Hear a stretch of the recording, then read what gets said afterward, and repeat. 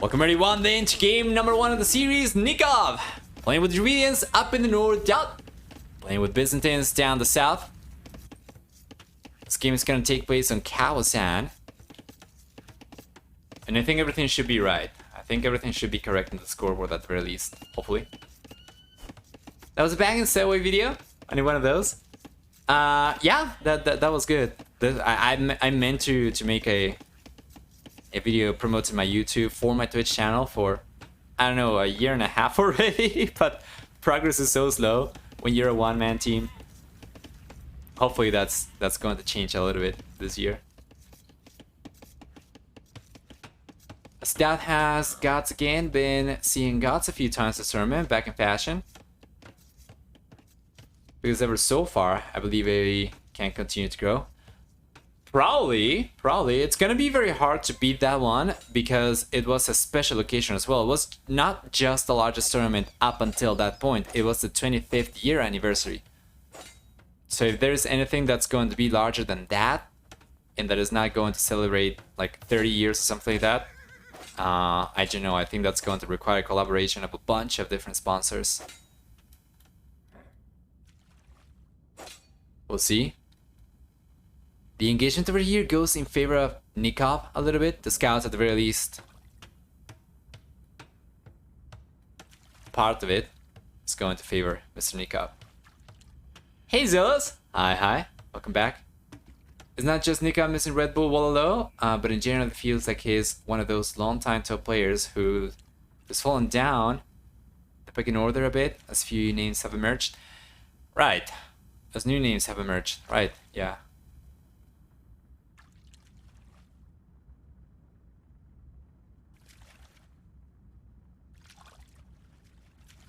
We'll see if today is a clutch cop day or if it's going to be a tail cop day. Alright, for the bull player, playing with Dravidians means it's going to get extra resources upon reaching a new age, 200 extra wood. That's pretty handy, especially on maps like this, right, where you're going to have plenty of water to fight over. Besides that, we also have for Dravidians cheaper barracks upgrades. Now Nicov is sending a villager forward, but this is the same villager he went for the dock with, so this is not a villager he'll send to try and get a tower up or something like that. He's just going to keep it around to potentially go for a second dock, and right now it's gonna try and trap. Oh, he cannot do it. They'll realize this, so he walks away. Yeah, Nicov's gotta be careful. Tries to engage over here. Well done. He just needed to bait the villager so that he would take one extra hit compared to Nicov's villager. Because if he was actually trying to engage with the scout, he would have lost the HP that he's got over DauT scout. That is not good though. Nicov gets equalized over here for HP. Was not paying attention over there for a moment. Probably might have been doing some micro over here on the back. Probably just placing the lumber camp. Yeah, now. Well, DauT's got the hill advantage over there, but Nicov manages to get one extra hit over there for free. Now we have two villagers for DauT. We have only the villager and the scout for Nicov. Seems like DauT should be able to come out on top over here. At the very least, on paper, he's got the lead. Nicov's gonna be the first player to get to the fuel age, right? If he kept the scout over here, probably would have been able to take the scout from DauT down without taking any extra damage himself. That would have been really good. Then he could have tried to go after the villager as well. We'll see. The Mantar's aggression from Nicov, true. I couldn't even finish talking about the civilizations, but that's because we had so much action, right? Which I prefer over talking about bonuses. Better to have actual engagements to commentate on. Sorry. Nicov's kind of on the back foot over here, DauT. Got to the fuel age already. Now both these guys are up. Nicov is going to get a better engagement over here, I think. Oh, and no! Nicov loses the scout!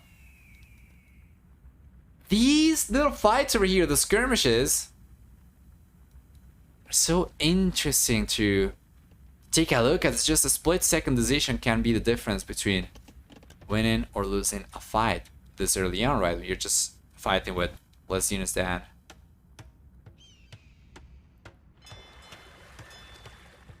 the rest of the game, of course. that micro nerd. That's gotta be it. Second DauT coming up for Nicov on the left hand side. DauT's realized about the first one and the second one, and he's got fire galleys on the way, but he's probably going to end up losing the battle over here. Nicov is in a better position on the right hand side. Nicov's on 2 dogs, but so is DauT. You have 2 fire galleys for both these guys. Mind you, Nicov actually has more to lose on the right hand side pawn than DauT. DauT can get a better engagement over here. He will take 4 fishing ships down. Meanwhile, Nicov on the other hand can only take up to 3. And then on the left hand side, Nicov has invested more into water compared to DauT, and that's probably going to be most of the 200 extra wood already kind of gone, right, in the extra dock. And yeah, if DauT plays his cards right over here, might actually be able to get more damage down on Nicov than the other way around.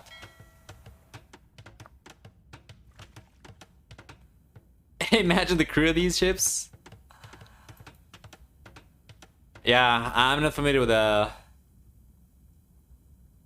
sea terms, sailing terms. But yeah, just back and forth and back and forth.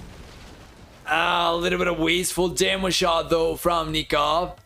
And DauT still on a massive fire galley lead. He's got 6 right now total, 5 of which are much higher HP. And now those fire galleys should be going down from Nicov. And they will most likely crumble. With 2 left over here. And Nicov's going for a demo raft over here. Let's see.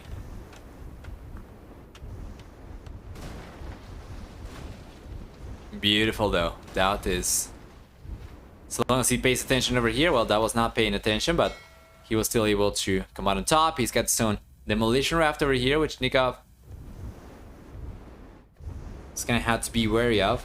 And then on the left hand side, it seems like DauT is coming out on top as well.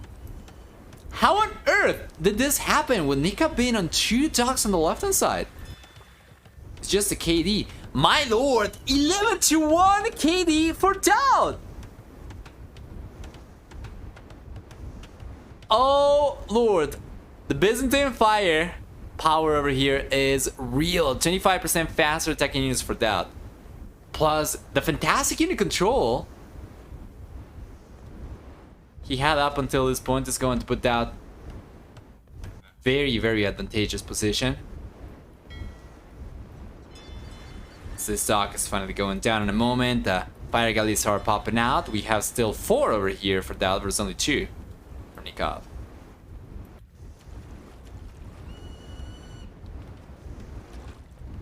Yeah, DauT's KD is absolutely ridiculous.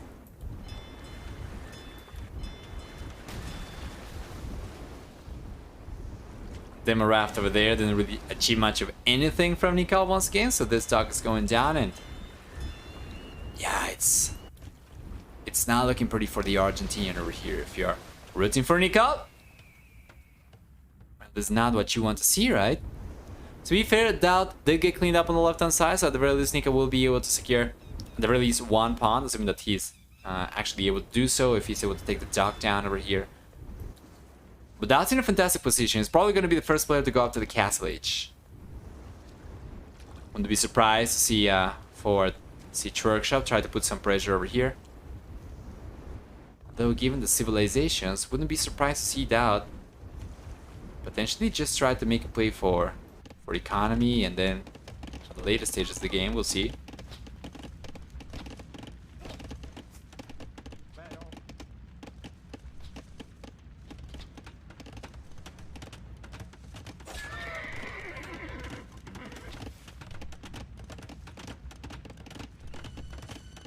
Here we are.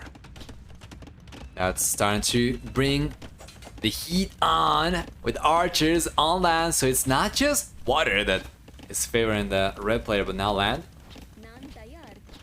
It's also going to favor DauT so long as Nicov does manage to get some skirmishers out, right? And these archers with fletching already can take the villages down for sure. Even if we have only 2 archers now, not even that's going to be a problem for DauT. As it's bringing additional units over here, it's going to be 5 archers and 1 skirmisher. And it's good, and it's good. And if he realized about the archer range coming up a little bit earlier, probably he might have been able to deny it. But now, just pushing the villages away from Nicov from the wood line. It's going to disrupt. The wood player is gonna be so much. The DauT's still looking absolutely fantastic.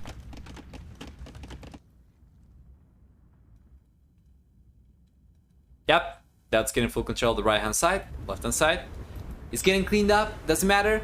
Probably not. Nicov has managed to get some extra fission ships out. He still finds himself 5 workers behind. He's got a lot of extra idle TC time compared to DauT. He's got an overall smaller economy to work with. Because of it as well, it's gonna take quite a while for him to catch up for workers. Just by going for fission ships, but he's not even doing that, so doesn't seem like he's gonna be able to catch up anytime soon. It seems like DauT's gonna be in a position to go out to the castle significantly faster. He's got a much stronger military count right now, and I don't imagine this changing anytime soon. And DauT's second wave of units, the skirmishers. Trademark move from DauT on the right hand side. Could very well end up pushing those villagers away from gold, but notice the market's being used right now, and DauT is gonna be off to the castle age, while Nicov on the other hand's got 800 gold. He can only now afford to go for a market after getting pushed away from the wool line earlier. That's already gonna be on his way out, right? Nicov can buy food, but he's not gonna have enough to click up to the castle age yet. So he balances his economy, right? But he'll still have to wait a couple minutes. He's got only 7 food workers. If he wants to keep production going on villagers, yeah, it's gonna take a while for him to get enough food to click out to the castle age. And just trying to sell the wood right now, right? Trying to sell the wood, buy the food, just trying to work his way up to the castle age by market abuse. Well, DauT on the other hand has been able to click up a while ago in a much more organic manner. Still retains a respectable military lead, as long as he's able to keep these units alive until he gets to the castle age anyway. He should be in a good spot now. There is a pause. Alright.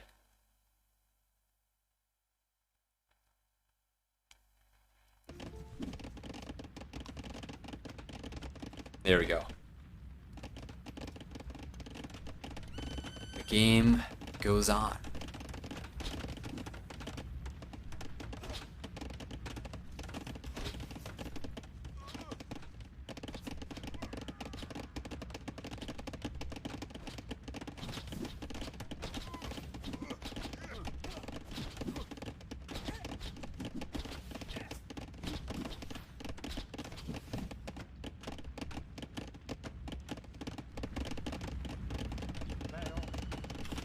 Scale power and armor coming in now for DauT 2. Let's get one stable forward. He's playing with Byzantines. I wouldn't have expected him to go for cavalry actually. I would have expected him to just try to stick to crossbows, probably go for some mangonels. Ramp the pressure up, right? But it seems like he's gonna go for some knights. Well, he does have a head start to the castle age. I guess knights won't hurt. Still going to be much stronger compared to anything that Nicov is going to have access to in the fuel age, including spearmen, of course. Something that I expect to see DauT commit to. He does have, however, elite skirmisher and bulking arrow on the way. Notice he's not really going for any extra archers anymore. But he does get the elite skirmisher upgrade. He pushes Nicov once again. Out of the left-hand side, wood line. And now he's gonna try to go over to the right-hand side with the remaining skirmishers, with a knight. And Nicov, oh my lord, what is this economy from Nicov? It's been like this so many times in the last 10 minutes already. He's probably going to drop under 50% of the worker efficiency in the last minute before he gets to the wood line once again. We're close to it. Yeah. Just barely manages to prevent it dropping under 50%. Never mind. It is going under. And this is terrible. This is absolutely terrible for Mr. Nicov. And check this out, the elite skirmishers with Balkinaro already will have as much attack as a fully upgraded fuel archer, so Nicov recognizes the numbers are just too strong. The DauT's not going to get denied over here and calls the GG as DauT. It's game number 1 in a very convincing fashion over here. It's gonna get one, get on the lead in the series. Let's go through the achievements. And yeah, quite honestly, there isn't really too much for Nicov to do in this situation.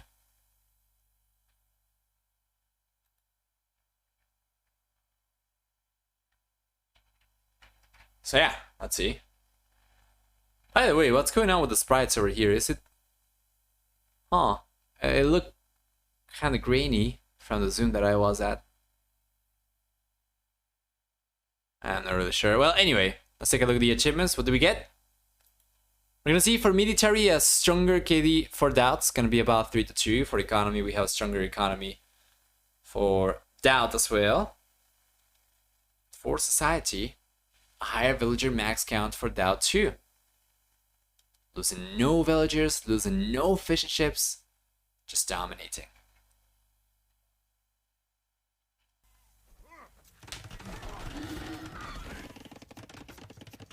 Game number 2, the Oz is here. It's gonna take place on Hippo Arena. Nicov's playing with Burgundians. DauT is playing with Magyars. For Nicov, first off, playing with Burgundians means that he's gonna have access to eco upgrades 1H earlier for a discount. He's gonna get access to the Cavalier upgrade in the Castle Age. He's gonna have a 50% discount on stable upgrades too. In addition to 25% higher attack on gunpowder units, the Burgundians will get for the team bonus food income from relics at the same rate as gold income. The voice acting isn't great. The English accents are terribly over the top, and it's very much baby's first step RPG game. That being said, as for the World of Howards, it suits the tone. Starts off with action enough. The different UIs it has are easy to follow. The collectibles part of the game has a cheat button where you can scan nearby areas for stuff, and the game itself is rather pretty. If you want a relaxing fun RPG where you can AFK your brain after a long day and enjoy the world, then yes, it's a go ahead for me. Right, it makes sense. I do wonder if they are ever going to release a VR version. I think if you want to immerse yourself, especially in those games where the world is so detailed and it's so well achieved, right? So nicely made. All the later VR headsets can really bring that up to a whole new level. Well, anyway, we talked about Nicov. We are going to take a look at DauT civilization now. He's got Magyars. Magyars are not a, let's call it, predictable civilization for Arena. Alright. But they do have a few tricks up their sleeves, and we're going to talk about the civs right away. Starting with 15% discount to go out for Scaldon units. That means that if you end up going out to the Castle Age by getting a stable and a blacksmith up, or a stable and a market or whatever, so long as you have a stable in the field age, you can go for scouts for cheaper. It can make for a little bit of an easier time trying to contest the relics. Besides that, we'll see for Magyars also the attack upgrades for free, so that means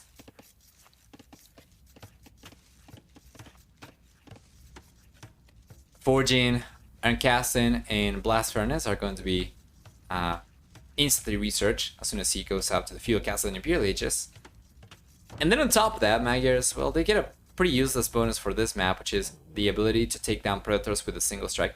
Maybe not too useful, too useless, sorry. Maybe if you send the villager out to try and get some vision around the map, because it's significantly larger compared to standard arena.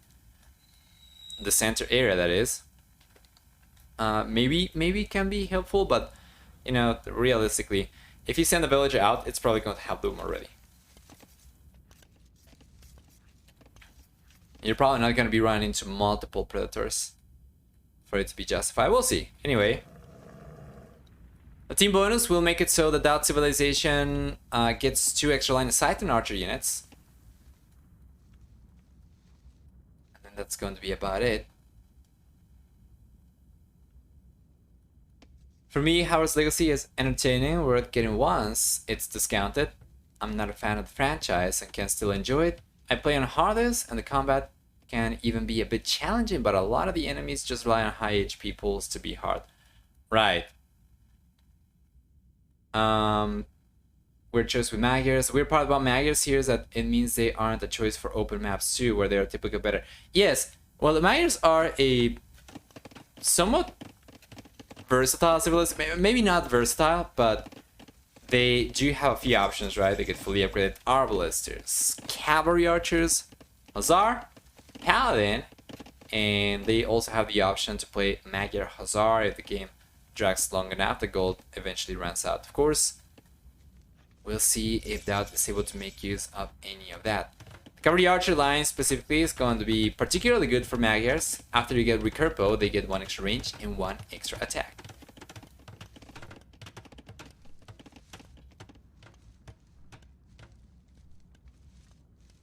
What's the final verdict? Is it the panda or a hippo? I thought it was a frog. If that wins, then it's a panda.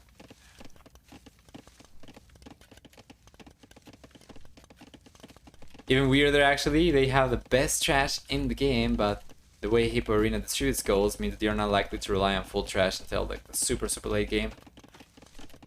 Yeah. And Magyar Hussar is going to make a... It's going to play a big role in that. Trash being good for the Magyars in the later stages of the game, but you will need the castles up. I don't know.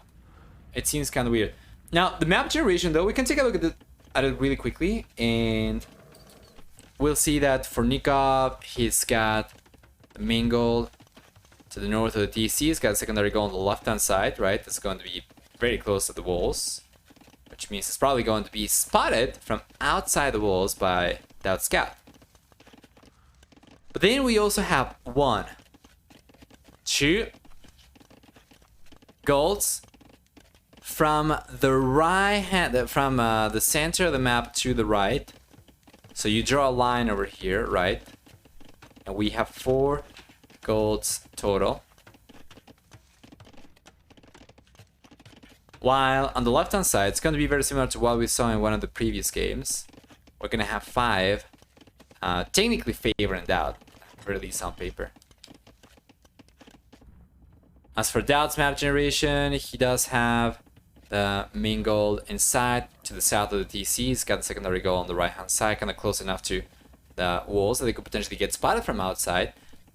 One thing that he does not have, despite the fact that we do have 3 goals closer to DauT's base, is an extra goal that is close to the walls, right? So he's got 1 goal over here, he's got 2 goals, but then this one is going to be so far away. While Nicov, on the other hand, he might not be getting access to quite as many goals, but... Oh, actually, never mind. It's also the case for Nicov, right? Main and secondary goals, and then this one is so far away. Yeah, never mind. Yeah, scouts for both these guys out as they are both getting to the Castle Age. We see the second and third TCs on the way for Nicov. DauT's going for the second TC only right now. Nicov beat DauT to the scout production over here. He actually has 4. DauT's only on 3. Hey, Hots. Hi. See deep as well. It's a bat with 2 tiny wings.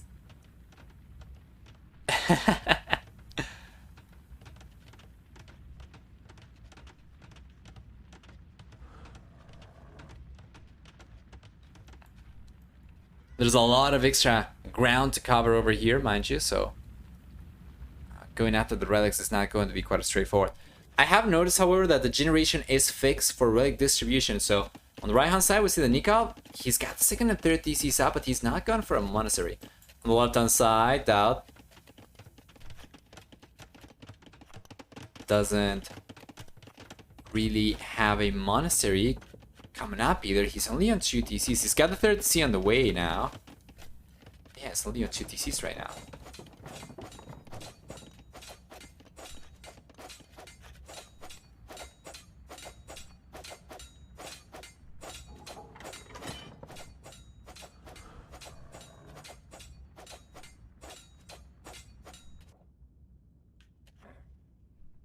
Beautiful.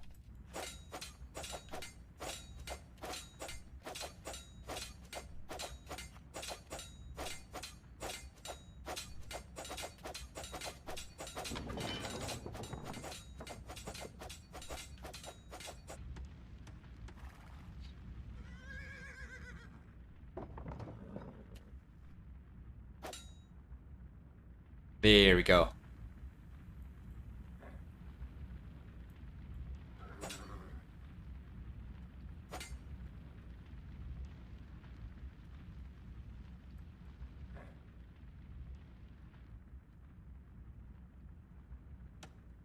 So far, the player's been able to get full control of the center. Nicov's the first guy to start going for monks. Meanwhile, DauT has not gotten a monastery up just yet. And it seems to me like DauT's just trying to maybe get some value by taking the monks down as opposed to trying to go after the relics himself, right? Every monk is able to snipe from Nicov is going to amount to 100 resources, of course. And DauT, well, DauT's got Iron Casting already, so he should be stronger compared to the scouts from Nicov. Just gotta be careful, of course. Nicov's trying to bait the scout away from DauT so that he can go after the relic. Yeah. And now he realizes he's just going to pull the monk away. And the scout around, he's got like cavalry. DauT, to be fair, hasn't gotten like cavalry, he's going for it right now. But it might not matter. We still have a scout coming over from DauT though. And the relic's being picked up by Nicov, and DauT did not have a scout over there in the end. Now he's got the light cavalry upgrade finally, but in the end, he wasn't able to get the value he was looking for at the very least. First relic is going in favor of Nicov, but DauT's gone for a monastery finally. He's gonna start pumping monks himself. And the engagement's taking place right now. The HP pool is favoring Nicov. He's got more units right now. DauT on the other hand is going to have better actually better stats. But is the engagement going to be better? Doesn't seem like it's going to be. Nicov has been able to get the most light cavalry down so far. And now it's barely able to somewhat keep up over here.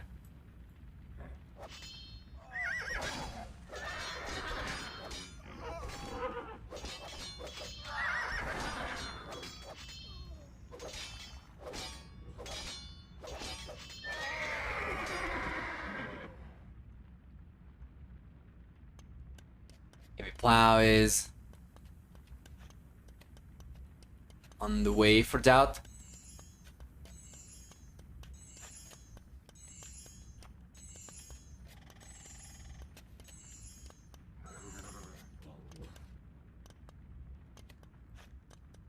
And Nicov, well, he was the one to get the extra TCs up a little bit earlier. He's got the 4 TC up, and so has DauT, but he's managed to keep a 5 worker lead or so. So far, up until this point, Nicov's the only player who's been able to secure the relics. He's got 2 already. There's a third one coming up over here for Nicov. Meanwhile, DauT's collecting just the first one for himself. He's going to collect this one as well, and it's going to be in the end a distribution of 3-2. Nikov's got absolutely no business getting 3 relics in this situation. DauT scouts, they should be better. He had the better numbers, but he was a little bit later to the light cavalry, and Nicov it's actually getting away with a lot more value over here than 2, but that's gonna be a monk going down. DauT, if he sends the monk right away, he might be able to get this one. Now this could make a difference. DauT might end up getting the most relics in the game in the end, but it's gotta be careful, of course. Nicov will be hunting for that monk, and he's going to run straight into it by the looks of it. Nicov, it's just going forward. Yeah, he's trying to bait the scouts away from the relics once again, and DauT is going to let him do it. There we go. He realizes right now he's going after the monk, and he's going to end up taking the monk in the end. That's going to be Nikov's 3rd monk. He's got, while DauT brings additional light cavalry over here, he should end up taking these scouts for Nicov, but Nicov knows that it was only a matter of time until DauT tried to get the relic himself, and DauT loses the monk. The battle over the 5th and final relic heats up.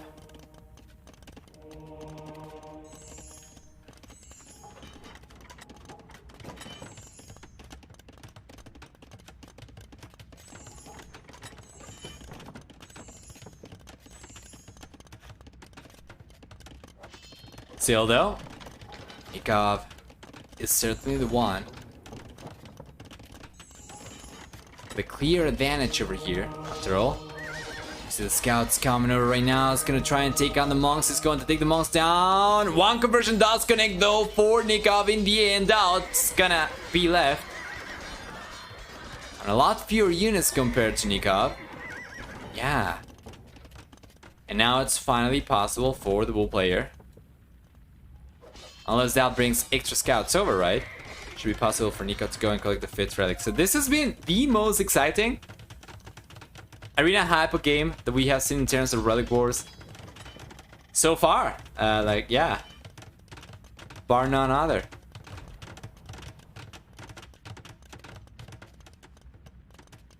Guess it's coming out for Nicov. It's going out to the Imperial Age DauT. 666 stone. Send villagers forward. Nope, just spearmen. Pikemen, even.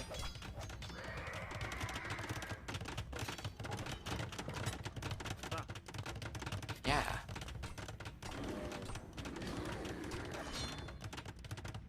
An interesting cast location for Nicov.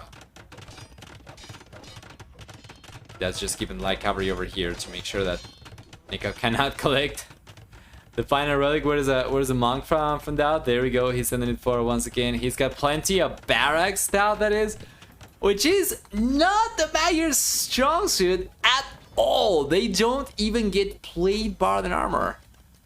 They get halberdier. Yes. If he's going to commit to the spearline units, then yeah, alright. He's got a militia on the way. I'm pretty sure that's a misclick. Because they don't get very strong infantry, or at the very least, it's not going to be their strong suit, right?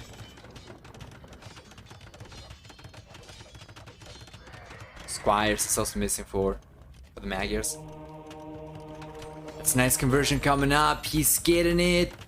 He's gotta protect the monk, and he's going to do it. He's body blocking with the scouts, but the monk is going to go down in the end at the last moment. For the knight goes down, DauT ends up losing his own monk. Now he's got a castle on the way back home as well. Both these guys still fighting well. Not anymore. Nico's finally going to collect the 5th relic. There we go. Yes, so a little bit of a labyrinth for the monk to traverse before going back to the monastery.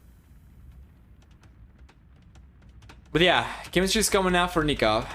He's got archer ranges over here. It could very well be for hand cannoneer, given the amount of pikemen DauT's been going for. It would definitely make sense. So we will see hand cannoneer, and then Nicov's going for cavaliers, going for the paladin upgrade right now as well. So it's going to be paladin and hand cannoneer. Can be very strong on paper. Once again, I do believe DauT should be able to counter everything that the Burgundians have for the most part with just cavalry archers, and he's making the transition right now. But it's going to take some time, of course. He needs to go for Fletcher, Balkan Arrow, Bracer Chemistry,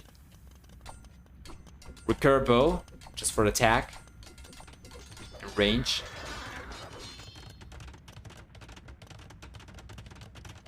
And of course, Thumb Ring, Parthian Tactics,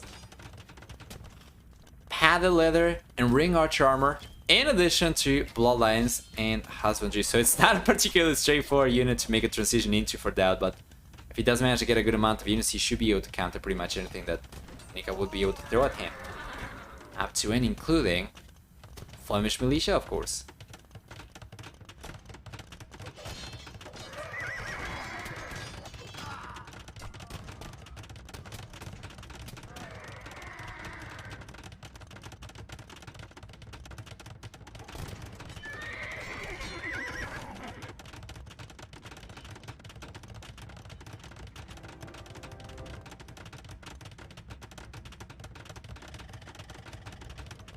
There we go. Nice.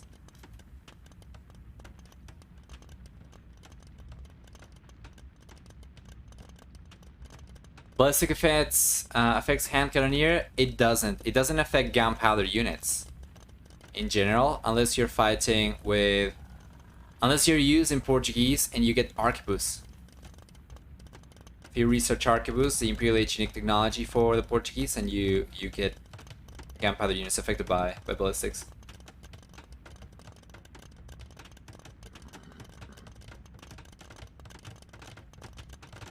Race is coming up, so that's slowly but surely working towards the HCA army. Georges are here ready for Nicov though. Yeah, and DauT's Magyar choice over here still so puzzling though. That's a lot of halberdier, mind you, for DauT. He's getting 200 population, but he was waiting for recurve.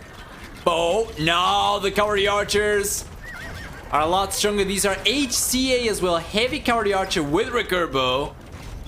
Chemistry embracer, these are as high attack as they are going to get. These are as high range as they are going to get. And the hand cannoneer, they do not stand a chance against the cavalry archer, so he's gotta make sure not to take the engagement. Nicov, that is. But here come the halberdier right now against the paladin, and the hand cannoneer need to fight the halberdier off, or the cavalry archers on the other hand. Honestly, can take on all of this so long as they have a meat shield of sorts. But this castle's going down for DauT. I'm not really sure if he managed to get conscription in though before losing the castle. But this is a big engagement taking place right now. Cavalry archers, halberdier, hand cannoneer, paladin for DauT and Nicov respectively, and it's going in favor of Nicov. And the hand cannoneer completely melted. The halberdier down. DauT's left on 13 cavalry archers and 7 halberdier. He's got a good amount of barracks, but it's not going to be good enough for him to replenish dozens of units at a time. The hand cannoneer are just getting too much damage done over here. They're just shredding. DauT's production potential is strong, but it's not strong enough to offset for the very rapid losses to Nicov's units.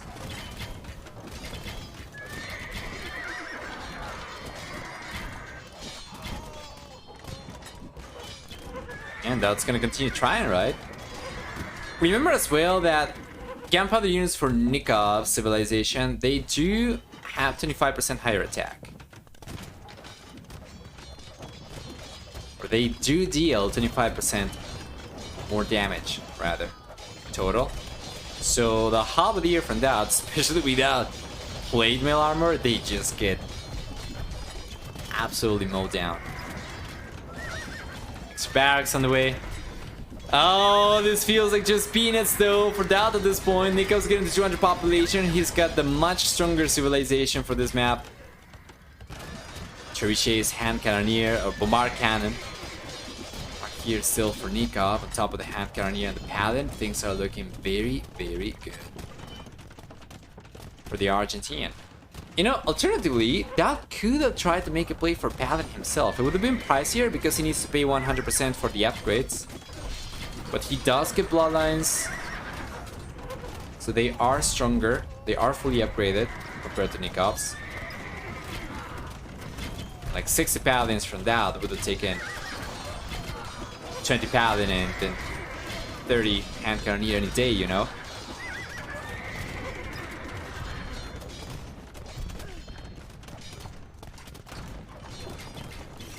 Once again, technically, the cavalry archers from DauT should be able to counter all the gold units from Nicov, but now a few skirmishers are they enough for the bull player to zone the cavalry archer out.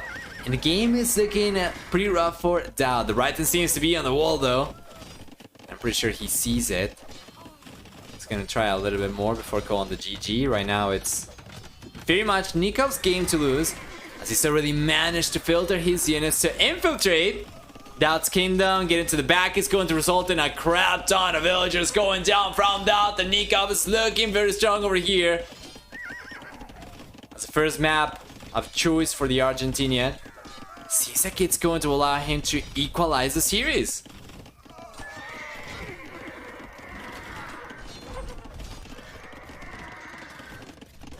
DauT's trying to stabilize right now, should be told. His population is still pretty strong, but it's not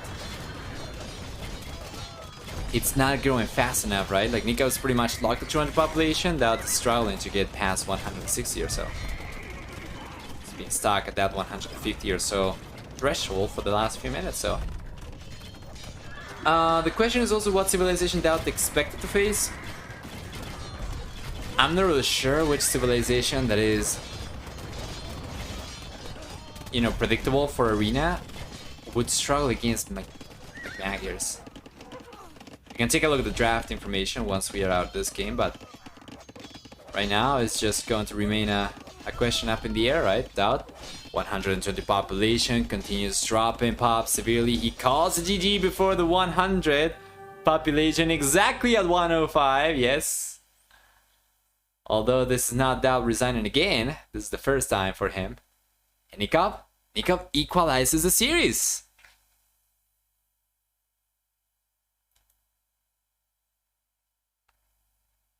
Military, better KD for Nicov by a lot.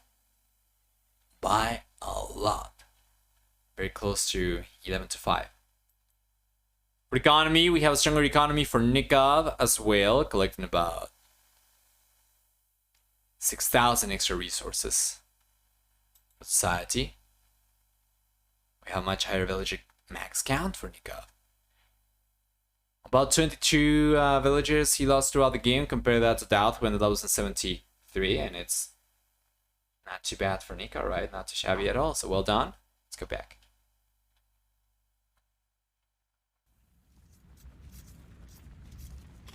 By the way, Varian, make sure that you do see the news, alright? That there is a reason I have that as part of the stream title. But it's Prime Gaming, so it's not going to come at any additional cost, and I do appreciate it. It's still going to be good, right? Any subscriptions from now until the end of the month, I'll still take them. Partner thing? Yeah, I think you probably already are aware of it. Yeah, I think you joined the Discord to see more information about that, right? Yeah, never mind. And it's good. Prime Gaming subs are still very much appreciated. I'll take them Bezos back.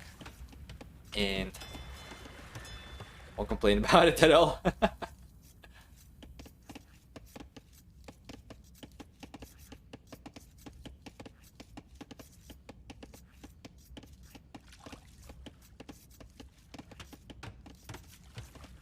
Oh, you joined the Discord and saw it instantly. Right. Alright. Well, the idea is that I'm going to start announcing the streams using my Discord, because I'm not going to be streaming quite as frequently, right? So every stream is going to be a little bit rarer compared to the current ones, and I think it's good. It's a good place for people to find out when the next stream is coming up.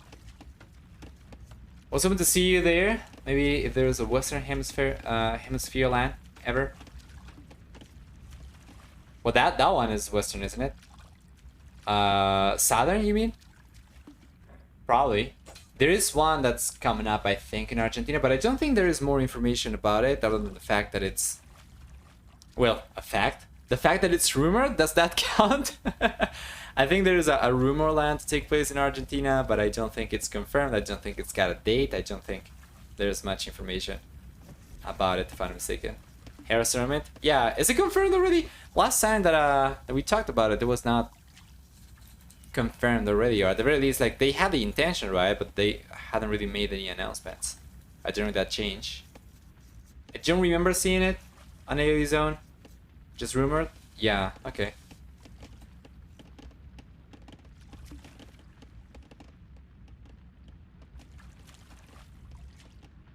Gallus. Europe is Eastern.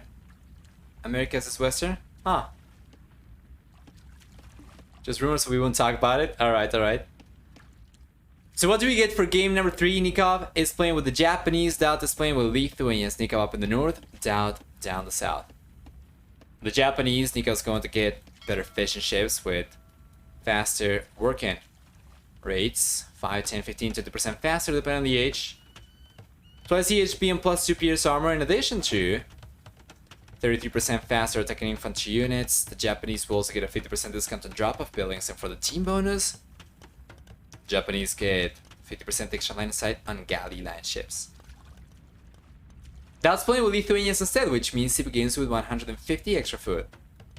Usually makes it easier for you to go for the dock right away with Lithuanians, as you can just focus on wood collection from the get-go. You don't have to worry about the villager production for the first minute or so, right? So DauT actually was kind of unable to take advantage of it too much. If you take a look, Nicov is going up at about the same time as DauT. As a matter of fact, just a 2-second delta between the players, and we have 2 docks over here for both these guys, so it doesn't seem like there's a big difference at all. Now Nicov's got the fire galleys on the way, and DauT does so as well. Besides the extra resources, Lithuanians will also get fast moving skirmish spearline units, 1 extra attack on Knights and Light units per each relic garrison up to 4 relics. For the team bonus, 20% faster working in monasteries.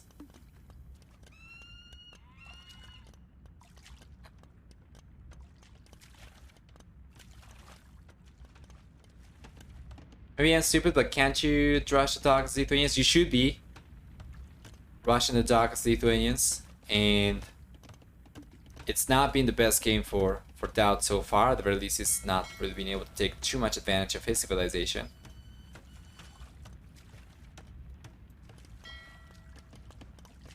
To be fair, of course, Nicov is also going to have, by virtue of the discounted drop of buildings, the ability to go for docks a little bit earlier compared to other civilizations.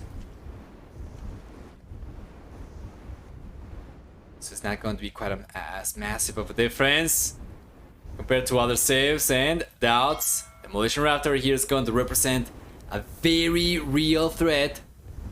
The fire galleys, and we'll see a shot over there. It's not the best, and now DauT is probably going to end up losing one of the fire galleys over here. If he's careful, he might be able to save it, but it's so close. It's 1 HP, and he's just missing it by a split second. He's going to repair the other one, but overall, Nicov's done a good job keeping production going over here, much more so compared to DauT, who has so far struggled to keep up in production. And now, to be fair, we have 3 Navy units for DauT and 4 for Nicov, although DauT did go for a demolition raft earlier.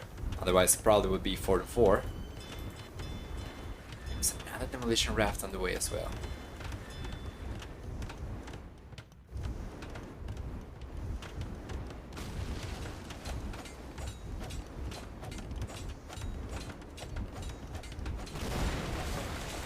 Beautiful.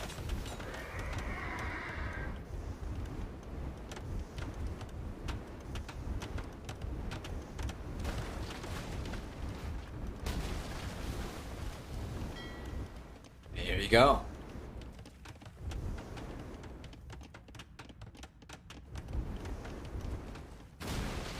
That is a decent demo shot overall, but Nicov is quite clearly winning the water battle over here. DauT's got 2 docks left still, but he's not really able to continue going for any extra Navy units.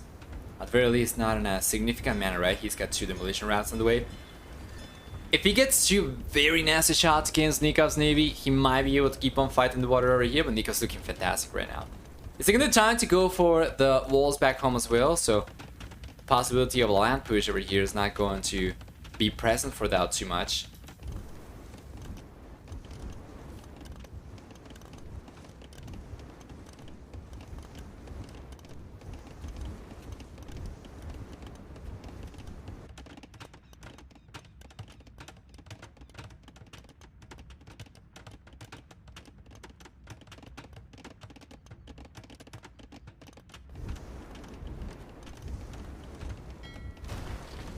There we go, nice shot.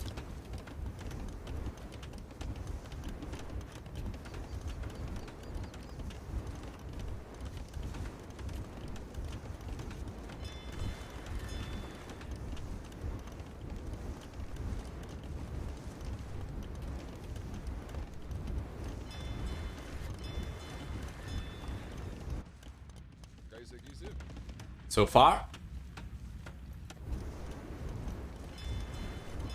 yeah, Nicov's getting away with this. And because of DauT's docks going down, Nicov will retain the worker lead over here. Should be probably the first player to get enough resources to go up to the castle age as well. That push is going to be on land next. And this is why Nikov's walls were so smart over here as well. So he preemptively started going for the walls before the archers even were an option for DauT, right? So the wall is coming up, at the very least should be able to finish this. To be fair, these walls are very extensive from Nicov, and they're going to be pretty hard to maintain in any case, so maybe that will be able to breach through over here, but Nicov should have plenty of time to react at the very least until that happens. Oh boy.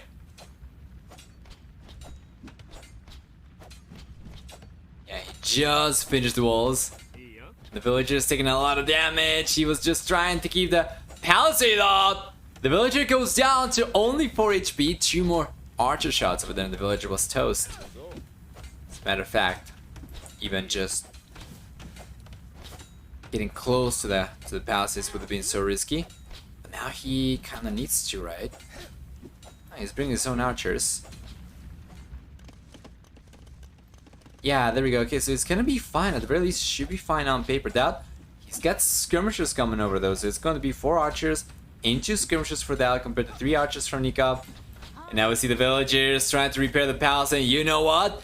DauT is not gonna be afraid of this at all. He's got the skirmishers, and if he can keep production going, should definitely be the one to maintain the numbers lead. However, Nicov has not been going for too many military units on purpose. He's got the castle age on the way. We're expecting Nicov to be the first one to click up.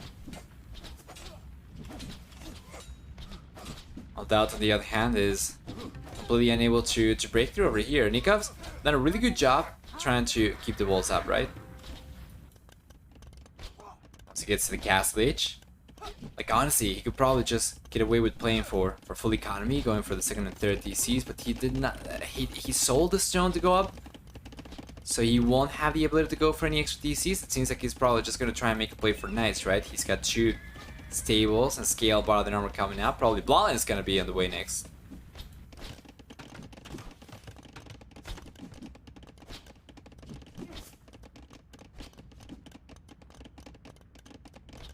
DauT's on his way to the castle age as well. He does have some walls himself too. Here we go.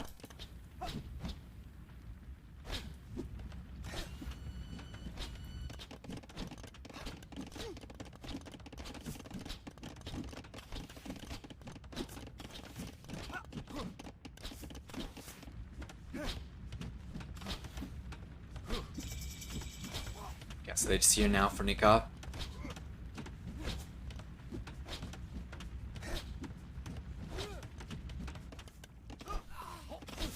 Oh, the counter-strike from Nicov though, with the archers, is going to result in most of his units going down, but he did manage to get 1 villager at the very least.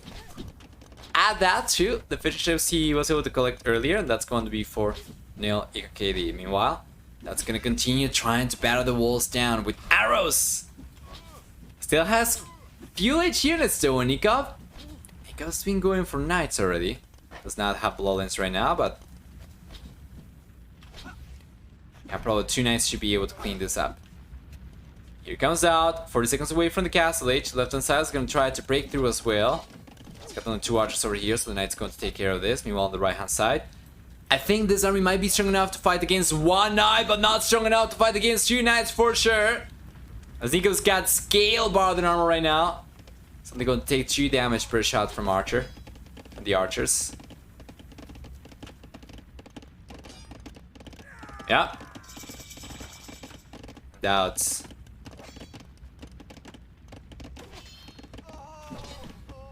going to end up getting cleaned up over here.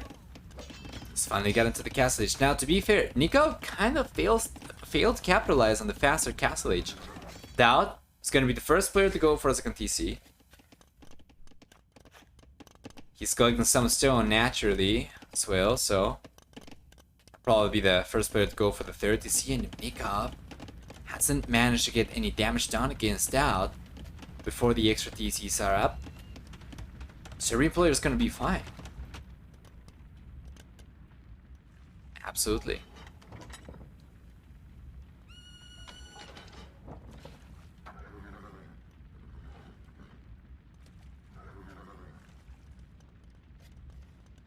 That shouldn't be too far behind, so he's full in this game too. That's fine, especially with the 2nd TC coming up. He'll catch up in worker count in no time. And Nicov, he invested a significant, non-trivial amount of resources into Navy units that he cannot really make use of right now. The fish ships, of course, are not going to be quite as efficient as villagers, so the 6 or so worker lead that Nicov's got over DauT is going to get more than offset for because of the second TC for DauT. And Nicov, if he was not going to play for economy, he needed to go for a full push over here right now. It doesn't seem like it's going to be a particularly all-in push for Nicov. He's barely producing knights. So he got to the castle age until now. He only got 9 knights out. DauT's got enough crossbows and now a monastery app and monks on the way to defend against Nicov's push just fine. If this is ever going to work, Nicov needs to send some villagers forward, go for a 4 siege workshop, and ramp the pressure up.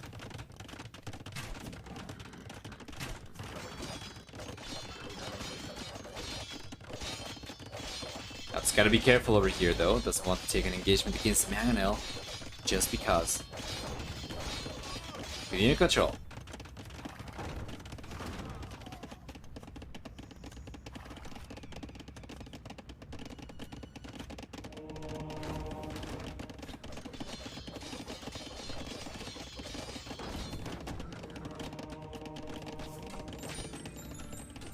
There we go. Conversion's connecting right away, and the Mangonel! The Mangonel's going down, I think! Oh, that is so close! The Mangonel does go down at the last second. Nicov's left on only one Mangonel.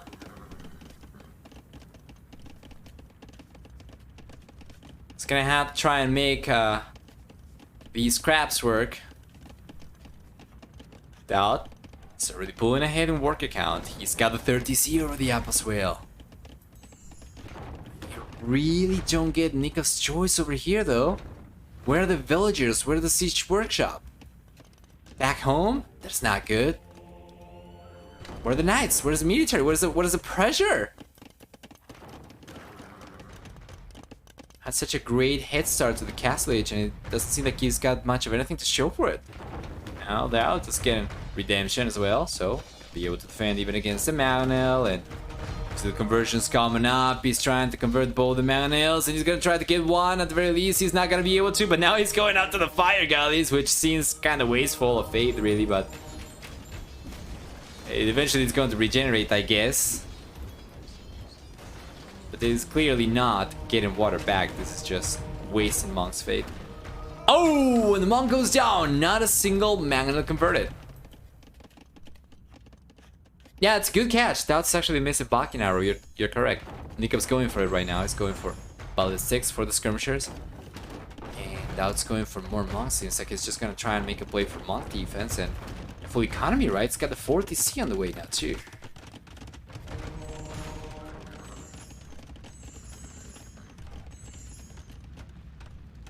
The old intimidation factor. Mangonel decides to auto-destroy it over getting converted.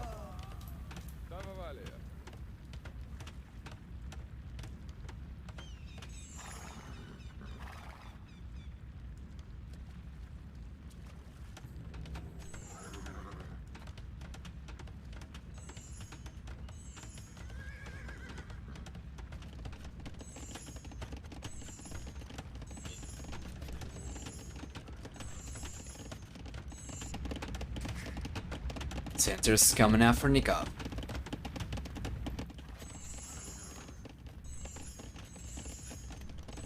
DauT.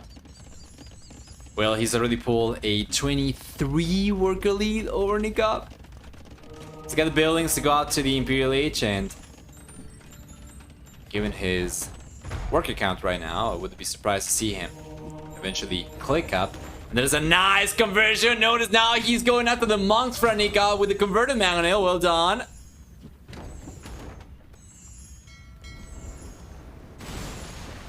Nice shot for Nicov taking the Mangonel. He just lost to the conversion. Yeah, and that's looking good. I really do not understand Nikov's approach in this game. And I'm pretty sure there is something to it. I'm just failing to see what it is.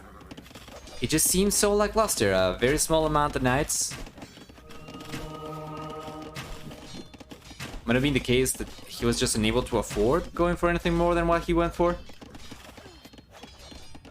The setup for the castle edge seemed then to have been off if that were the case. Going out maybe a little bit too early. Was able to afford going for the push he actually wanted to go for, perhaps? Maybe a change of hearts.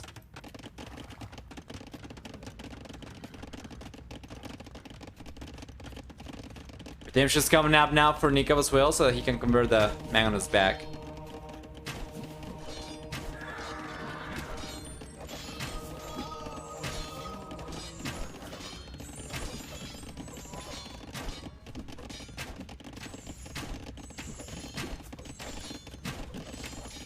There we go. Redemption's here for Nicov.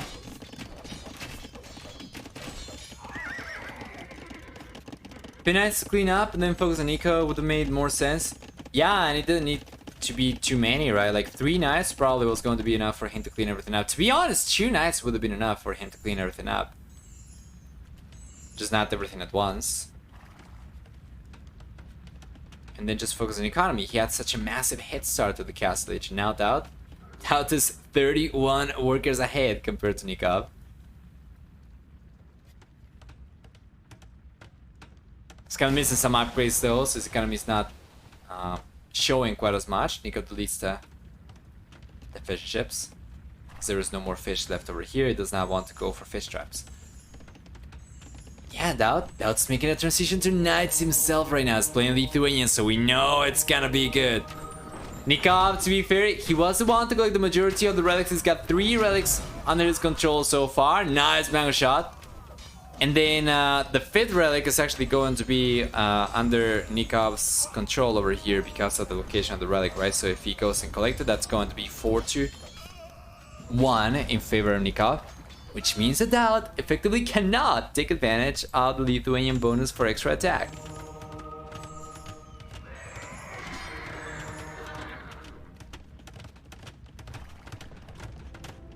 Wheelbarrow is coming out finally for DauT. He needs to go for heavy plow, needs to go for bow saw already. He's going pretty heavily into knights right now. We'll see if he can make this work.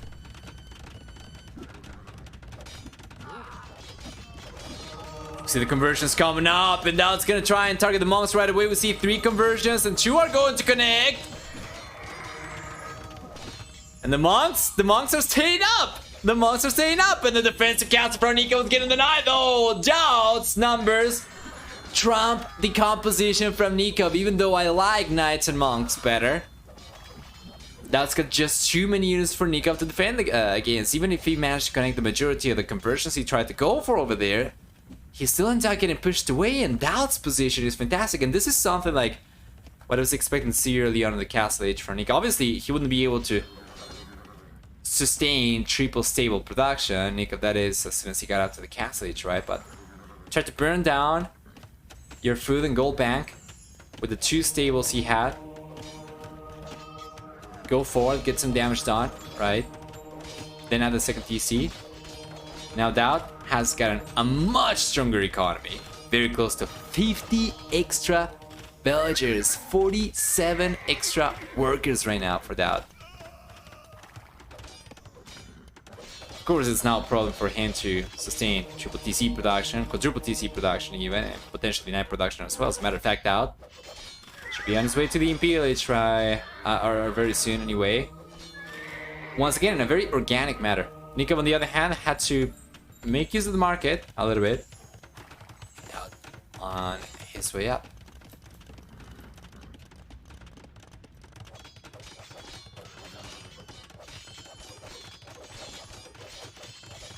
Still hope for Nicov. Japanese halberdier are scary. There is hope for Nicov over here, so long as DauT does not get access to the relics. Because Nicov did such a good job procuring the relics earlier, he should be fine. I don't know if he sees this one though. Okay, he sees it now. Yeah, the monks are just... Okay, there we go. He's going to go and collect the final one.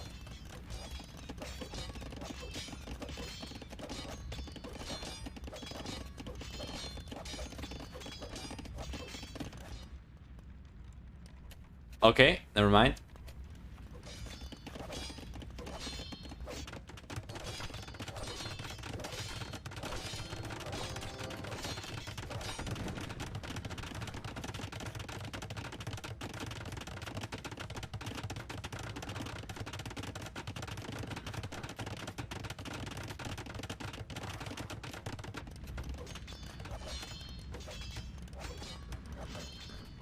Forever on the way for Nicov. He's still trying to make the monk play work. He's got 3 monasteries. That's going pretty heavily into scouts. Wow, like cavalry upgrade. Forging on the way now for DauT. Makes sense. He's got light chai on the way as well, so it's going to be light cavalry and light chai as opposed to knights. I like it. Light chai will ignore armor, and light cavalry will take care of the monks. So he does have something against technically everything, even the Japanese halberdier, which are scary. Could potentially still get taken down by light chai, I think. Would be much better if DauT actually had managed to secure more than 1 relic, of course. At the very least 2 is necessary for him to compensate for the fact that they don't get blast furnace, but more than 2, it's only then that you actually get stronger units than what's going to be available to other civilizations. So here come the light chai, and Nicov's not going for halberdier. He's not going for much of anything other than just arbalest here. He doesn't really have too many though. 14 only. So a much stronger work account for DauT. Just going to use light cavalry against the monks, and he's done a good job. Meanwhile with light chai, he's trying to target the house, and the house is going down. Nicov is getting a stone wall up over here. Try and keep himself protected against DauT's push. DauT, who is going for conscription. Interestingly enough, is going for Bakina right now.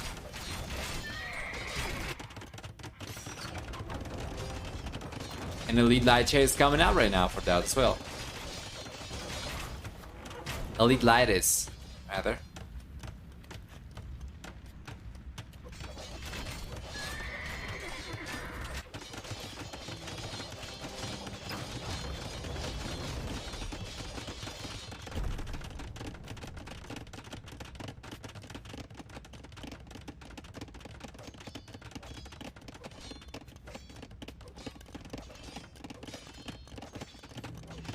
Beautiful.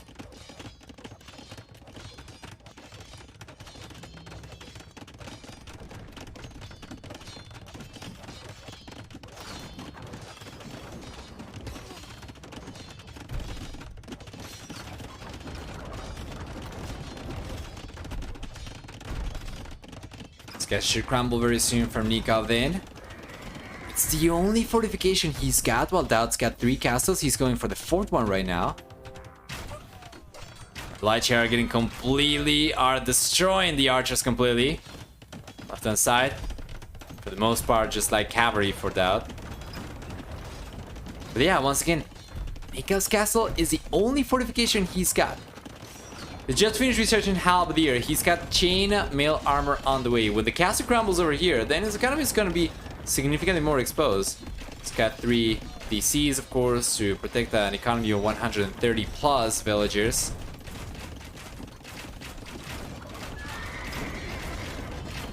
That's just going pretty heavily into light cavalry. Doesn't seem to be interested in going for light chai anymore.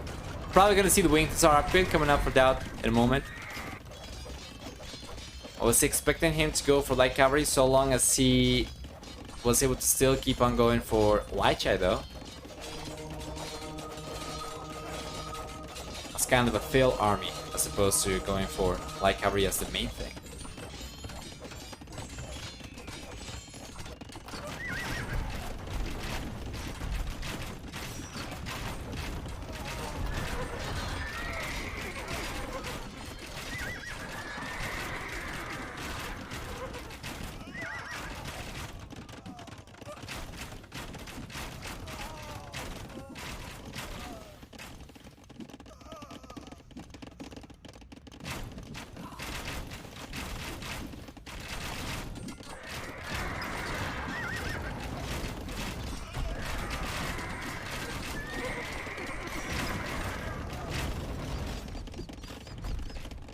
Classic. Now make a play for light cavalry over here anymore against a halberdier. He's going for light chai once again, which I do prefer. Nicov. Nicov's getting a castle on the very left of his base. This is not really going to do much of anything. Just save castle location for him to finish researching conscription, and then there's another one on the right hand side. But these are kind of far away, right? It shouldn't be too hard for DauT once he manages to break through to raid the majority of Nicov's economy. Like, what is it going to do? What is it going to try and defend? How many villagers do we have over here with only one TC in the castle? 69 villagers! Nice. But it's not going to be nice for him to protect for sure.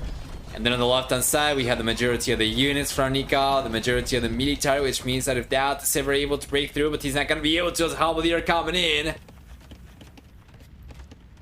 Should have been able to come in and start putting pressure, but right now, it's not really possible, and Nicov's doing a good job defending himself. Yep, definitely a good job defending himself. And DauT's finally gone for the Winged Hussar upgrade.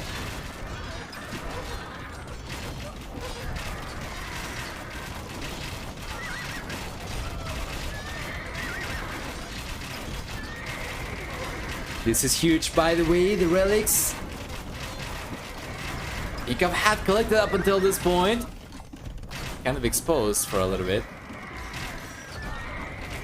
And it's gonna try and collect these once again. Well done.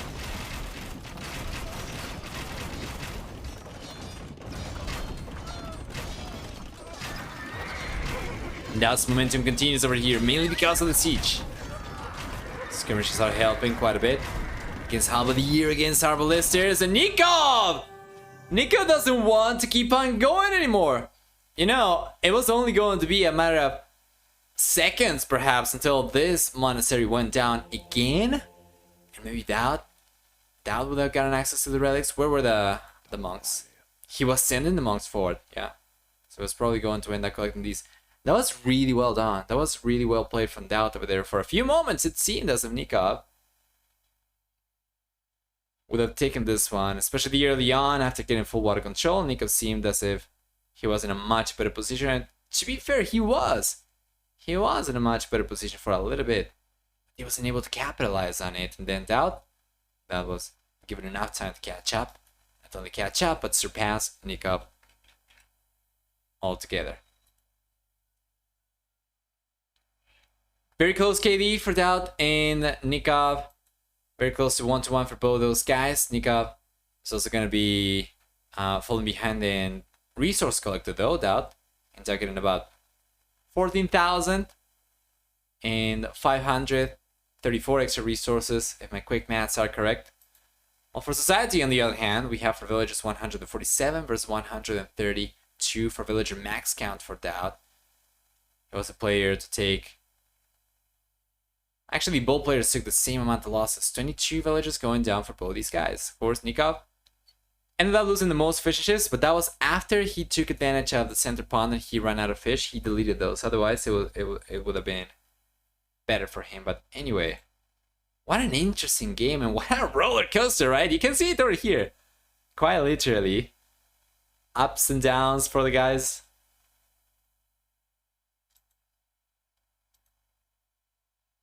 Well done.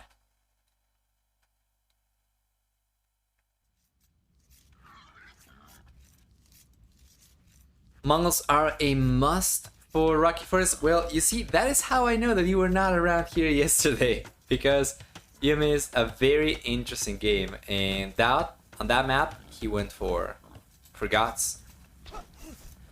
And that is what I am expecting to see him go for this time around as well, because it was pretty good. It was pretty good. We'll see, of course.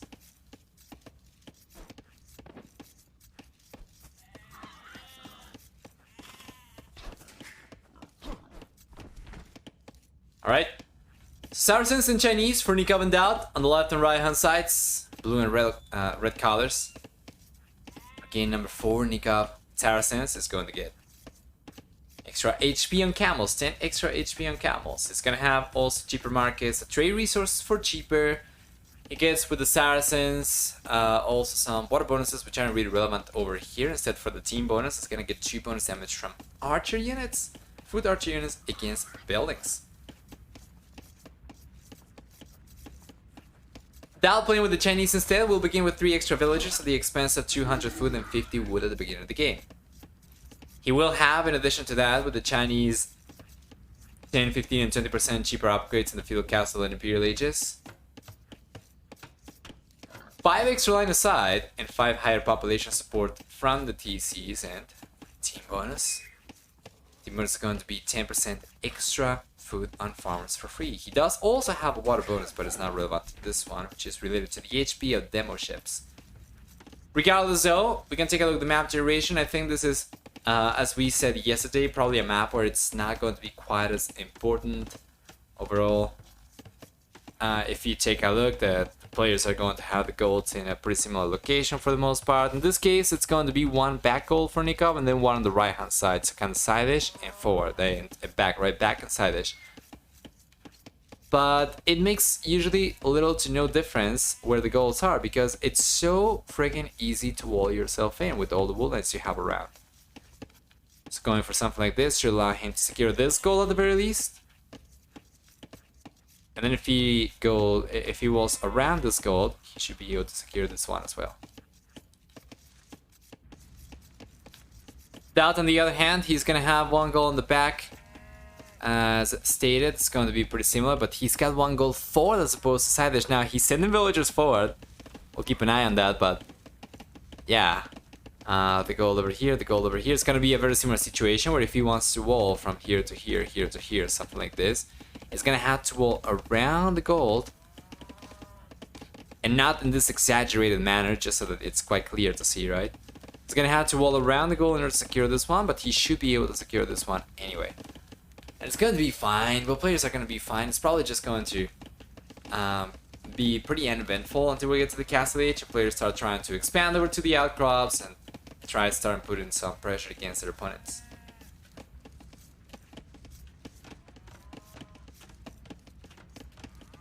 DauT's short on food? A little bit, yes. He's collecting from the deer. It seems like he probably got some of the herdables lame, perhaps? I don't think he's got too many, right? I don't see Nicov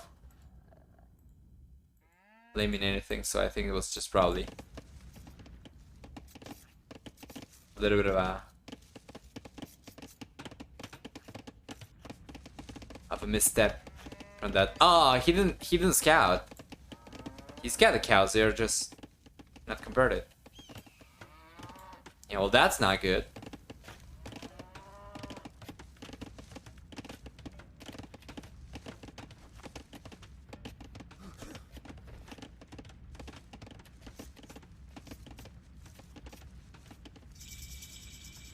Village is here for the Nicov, finally.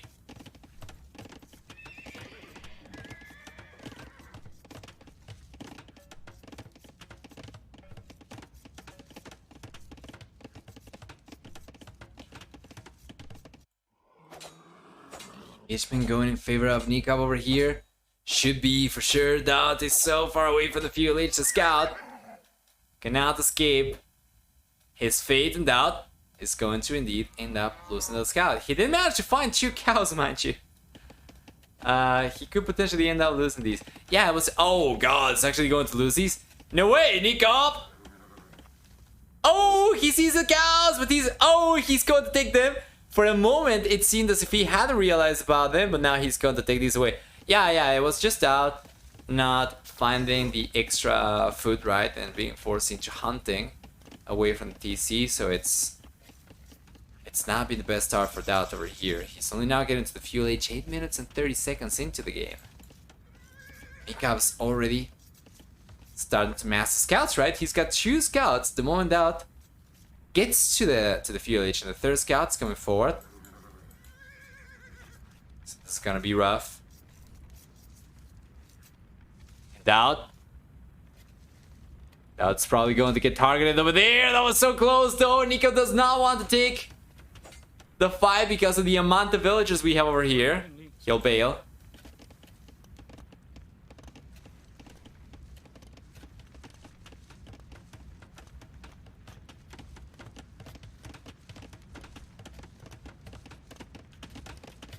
Nice quick walls from DauT as well. And the Spearman. which is going to be the cherry on top of his good defense play so far.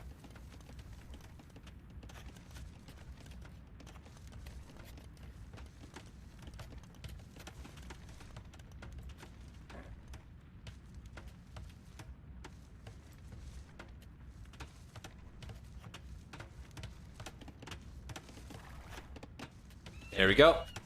DauT's defense, absolutely successful. Nikov's next step, archer push.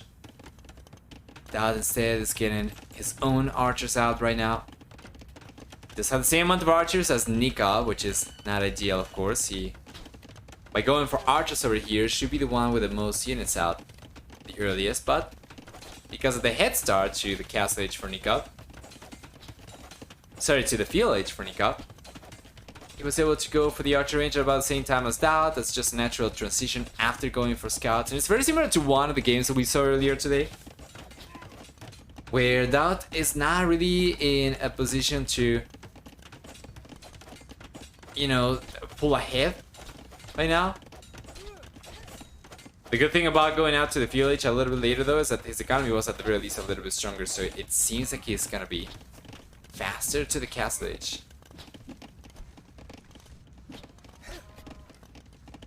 Yeah, Nicov right now has got a comparable amount of range units for, right? Compared to DauT's defense. If you can ever breach through... Ah, not anymore. Nicov lost one of the archers. So if he could break through, he should be able to... at the very least, push the villagers away from berries. I don't think he'll be able to take the engagement against the military because of the spearman over there, but... maybe he can push the villagers away. Now he's gonna try to. He's gonna be... careful over here not to lose the archers for free to the skirmishers, to the archers from DauT.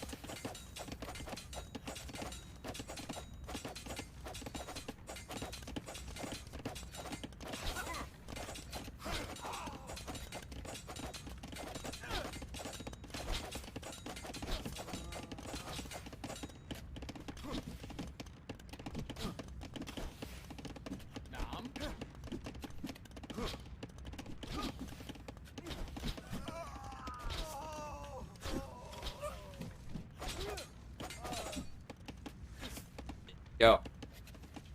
DauT's defense, good enough. Takes many of the archers from Nicov down.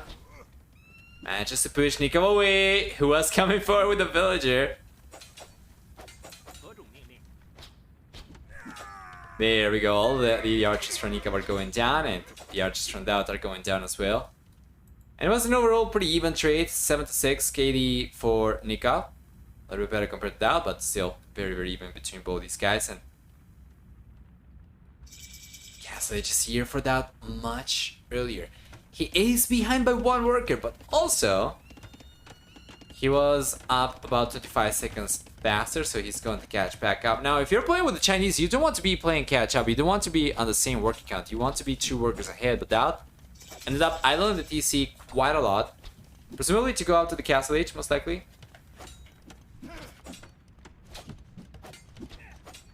So he's kind of given up on the lead that he should have been able to keep until this point. Meanwhile, Nicov gets to the castle age a little bit later, but opposite to what we saw in the previous game, it's going to be now Nikov's turn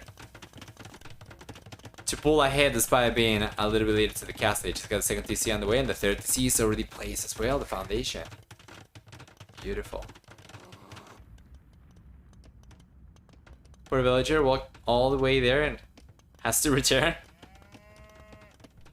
Back in these days, walking a few kilometers and then back was just routine.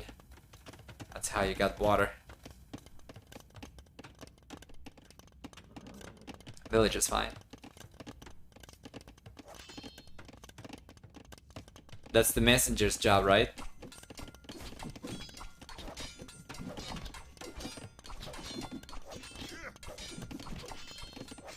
Hey, RBs! Hi, hi. Welcome back.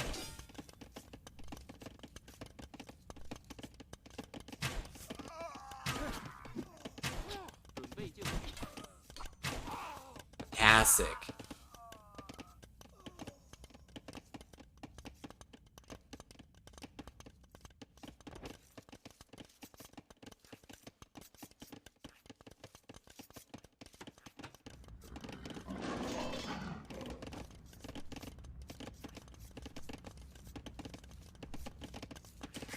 So far, DauT is looking pretty similar to what Nicov was looking like before, right? In the previous game. He's got into the castle age faster, and he's got nothing to show for it. He's already falling behind by 4 villagers. He's got no military production of any kind, and at the very least, he is going for a second TC. So he won't just lay here in the ground waiting for Nicov to get a massive lead. At the very least, he's going to try and play for economy himself, but yeah, he should be expecting to fall behind. To Nicov, he already knows about the 3 TCs, I think. Let me take a look.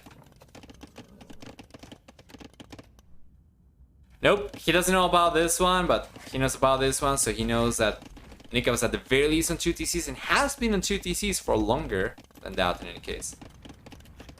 Been in the stream all day, didn't get a notification on Twitch you were live.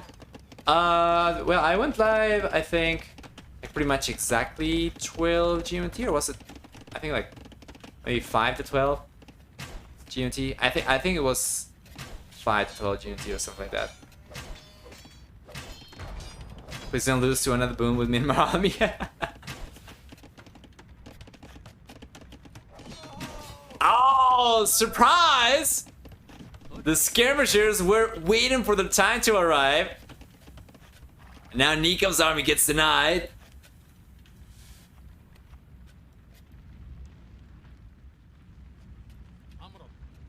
And we have elite skirmishers for DauT as well, so that's good. But yeah, it's still just going to be a drop in the bucket. DauT's on 2 TCs only, no 3rd TC inside. Nicov on the other hand is going for the 4th TC. To be fair, he's not really been able to keep all 3 TCs working. Nicov as is, so going for a 4th TC is not really going to allow him to accelerate his eco lead right at all. But yeah, DauT's even getting some idle TC time himself, despite being on, well, very soon half as many TCs as Nicov.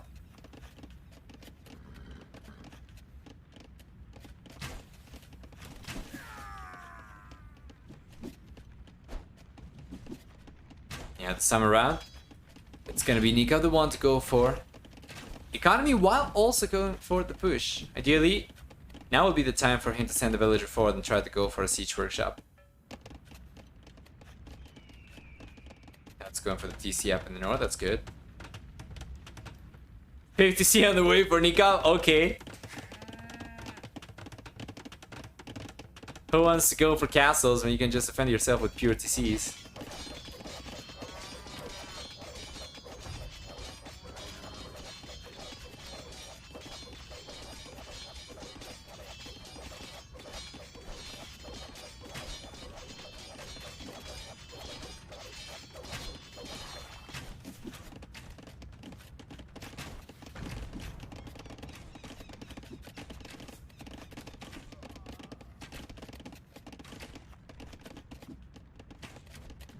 This time around,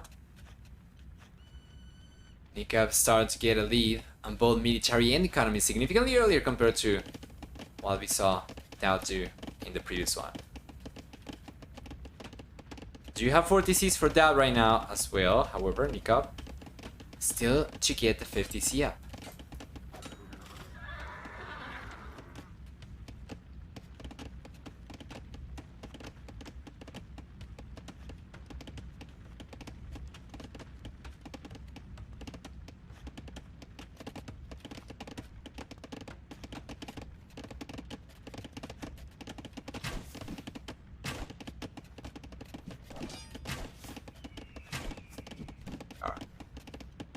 Those defenses sufficing for the time being. Nicov is finally going for the forward siege workshop. Where's the villager? There she goes. 12 villagers collecting from stone right now. Nicov will very soon have enough resources to go for a castle himself. And what would be a good location for the castle? I was going to evaluate what would be a good location for the siege workshop, but Nikov's already going for it.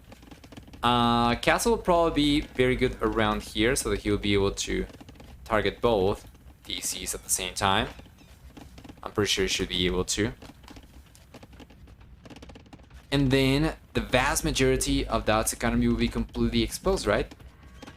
How many villages do we have over here? 69. Nice.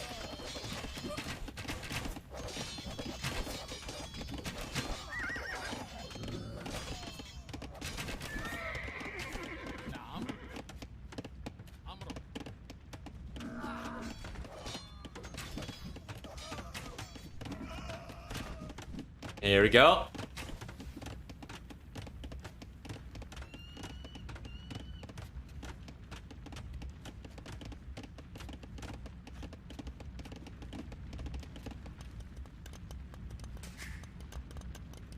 You're about to find out about DauT's TC over here. He already knows the villager's going down. Yes, sir. He's already aware of this. He's got the siege workshop already up as well, so he's bringing the mangonel over. He can try and push DauT away from here. That'll be the best thing in my opinion. Probably because if he pushes DauT away from here, then DauT's gonna be left only on the starting goals, right? Only 4 tiles. And I think he already ran out of the one that he had on the back. I think it was from here. So he's got only these 2 tiles if he gets pushed away from there. Meanwhile, on the right hand side, Nico's done a really good job keeping vision of the outcrop as well. So check this out, DauT. DauT's gonna try to get a TC up over here.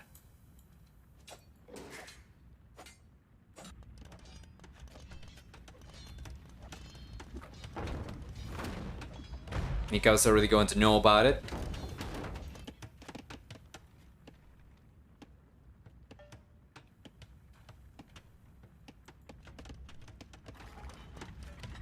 What will he do about it though? And check this out, Nico's going for the forecastle right next to the TC.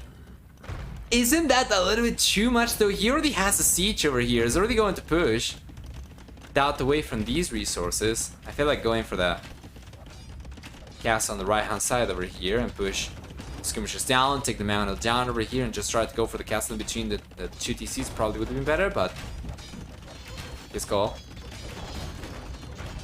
Goes down, there we go. Camel stay up.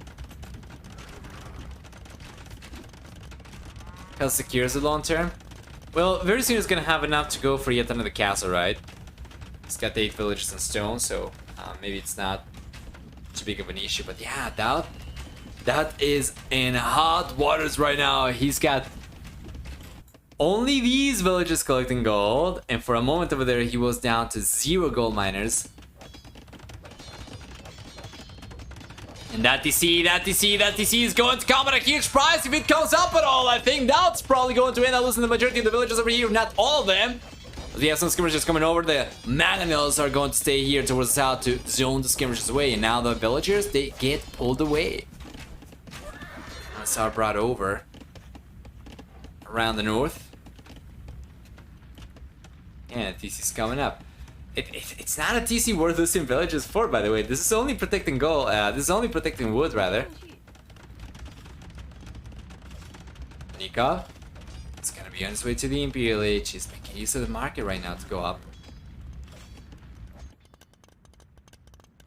Did you know if he realizes about this, though? Yeah, he can see the TC. He can see the TC, so we're gonna see a siege workshop come out for Nicov. Coming for the TC, siege workshop for the bull player could very well end up coming up around here. I would imagine.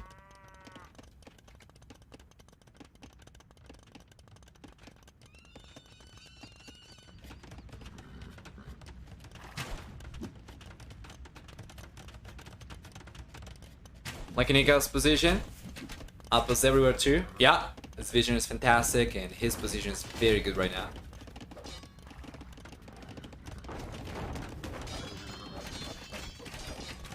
Going out to the Imperial Age earlier has come at the price of the military lead, right? So he doesn't have the military lead anymore. He's going to end up losing the manas over here, probably, and he does. But once Nicov gets to the Imperial Age, he's going to get access to a much stronger army than DauT's going to be able to handle in the Castle Age. With Castle Age units, of course, Nicov could go for arbalisters. He could go for bombard cannons, trebuchets, of course. Mamelukes, yeah.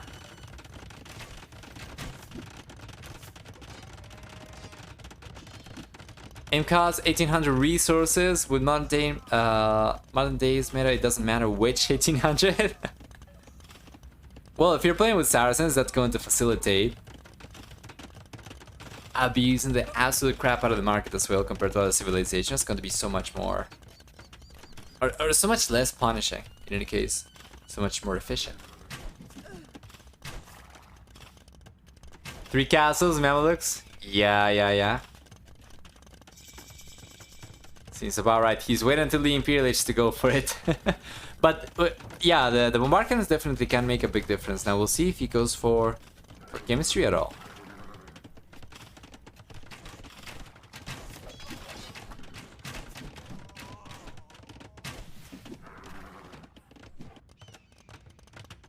Beautiful castle on the right hand side for Nicov though. DauT doesn't have the means to put a stop to this one. Not without tanking his economy a little bit anyway. So it seems like DauT's gonna get pushed away from gold once again. He's been banking on it. He's been going for knights pretty heavily. And Nicov on the other hand, well, he's got the Trebuchet out. He's going to take the TC down pretty quickly. Between the castle and the trip, that TC's not staying out. DauT's going back. He's gonna continue collecting gold from here for the time being. Nicov knows exactly where DauT's villagers are headed.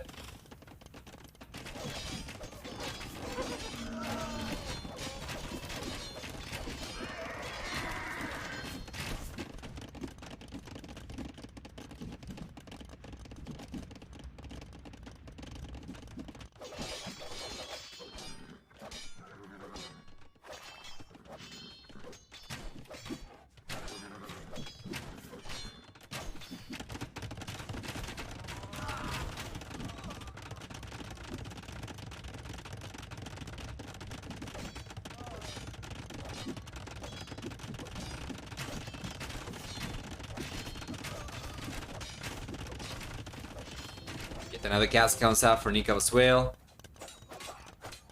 And here come the Mamelukes. You call for them. You got it, guys.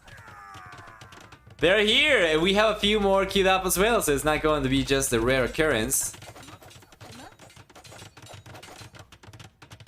Yeah, that TC is not getting denied. I'll tell you that much. But the Trebuchet is coming over. And that TC is not lasting for too long in any case. And those villages, of course, once the TC goes down.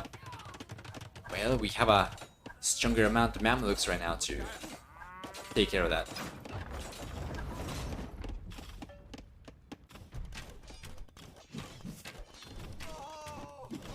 Yet another castle coming out for Nicov. The red is on the wall, guys. DauT is getting to the Imperial Age, yes, but at a huge cost. He's got absolutely no map control. He's got very little map presence even. And even getting to the Imperial Age is not really going to give him much of anything. He's got a single castle to go for trebuchets. With the Chinese, he does not get access to bombard cannons, so if he ends up losing the castle over here, which Nicov is already trying to make happen, well, DauT can't really go for much of anything, can he? He can't. That's a rhetorical question.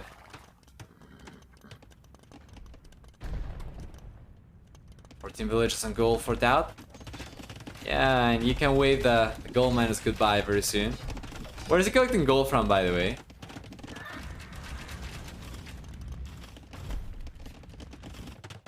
Oh, he went around, Nicov. Okay. Does he know about this? He's got no idea. This is so smart from DauT. You know, he's on 170 population.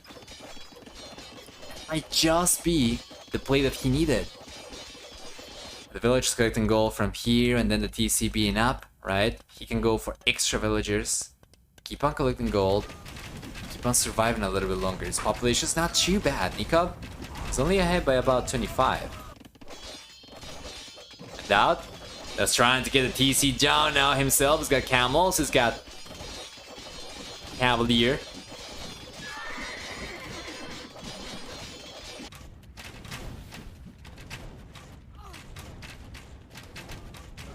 And once again, Nicov, I don't think he knows about this.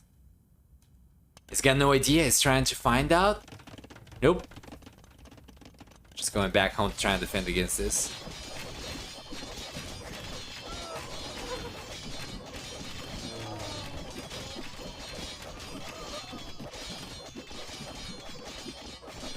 Population still crumbling though for DauT compared to Nicov.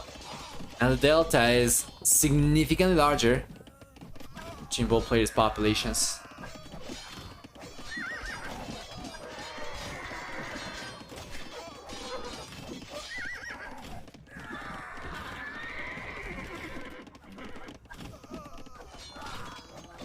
Think I'm actually going full Mameluke? Yeah. He's got 6 castles, right? He's got 6 castles total. Yes.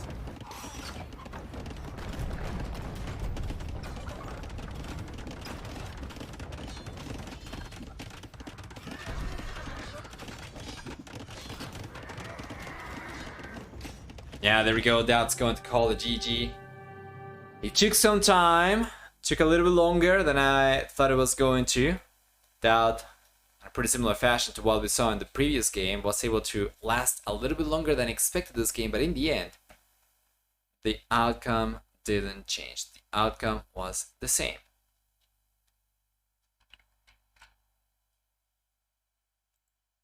So once again, going through the achievements, Nicov does get a better than 74 KD ratio, while for economy, we see a stronger economy for Nicov by about 9,500 and 42 extra resources, if I'm not mistaken, while for society, villager max count, 20 higher for Nicov compared to DauT, and this game so much better for the Argentine compared to the previous one. It's not even close. So well done, nicely done, and now, get number 5 is going to be the tiebreaker over here, and once again, we're going to have another 6-game series at the very least. Of course, we could very well end up getting 7, but yeah, today's sets are looking good, guys.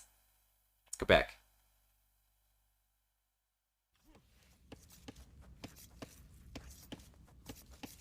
There we go.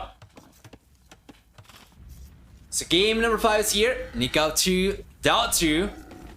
And this is what I wanted to see. DauT's playing with gods. He's gonna try again. He's gonna do it. Nicov, on the other hand, is playing with Gujaras. I don't think this was the matchup from yesterday. I think it was gods versus, what was it? I don't remember actually what the other civilization was, but yeah, anyway, I'm expecting to see nothing but militias. And a very, very late village time for that. Oh, it was gods Gujaras. Okay. I wasted my life. I should have played AoE.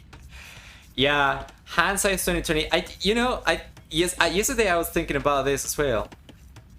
How do you feel if you are one of these pro players, one of the ones that have like been able to make a living out of Age of Empires, right? Talking about Viper, talking about Hera, you know.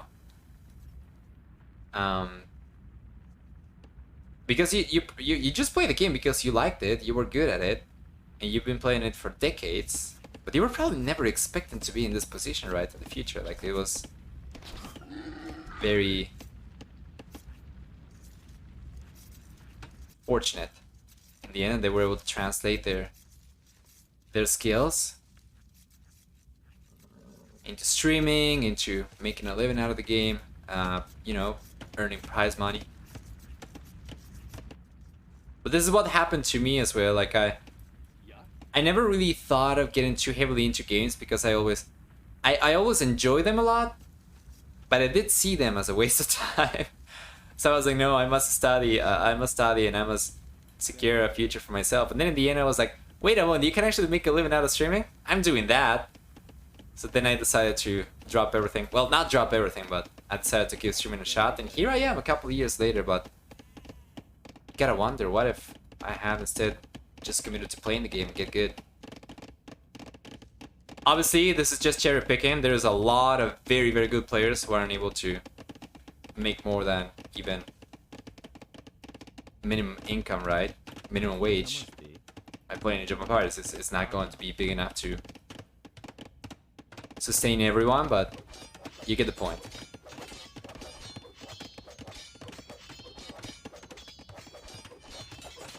Let's take a look. Here come the extra militias from DauT. We were expecting this to be the case. Yesterday he went for 5. He's got right now 5 already out, and the 6th one is on the way. And Nicov knows exactly what's up.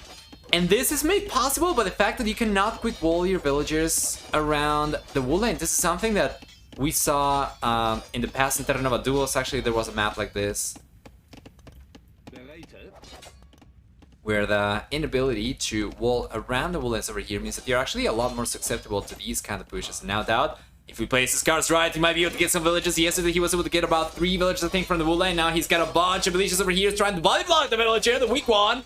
Can he get this round going? No, he's gonna try.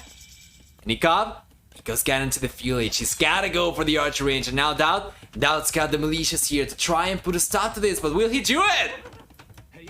He can't. He can't. He's lost the scout. He cannot body block anymore. Well, he knows about the archer range. He wouldn't be able to stop this one from coming out because the TC is protecting the side that is facing it.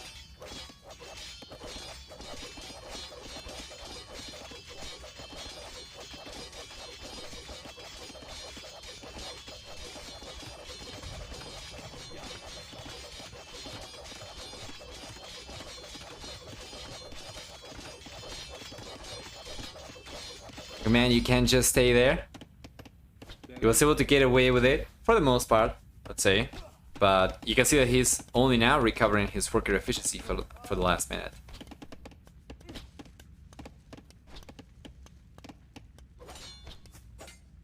Namaste.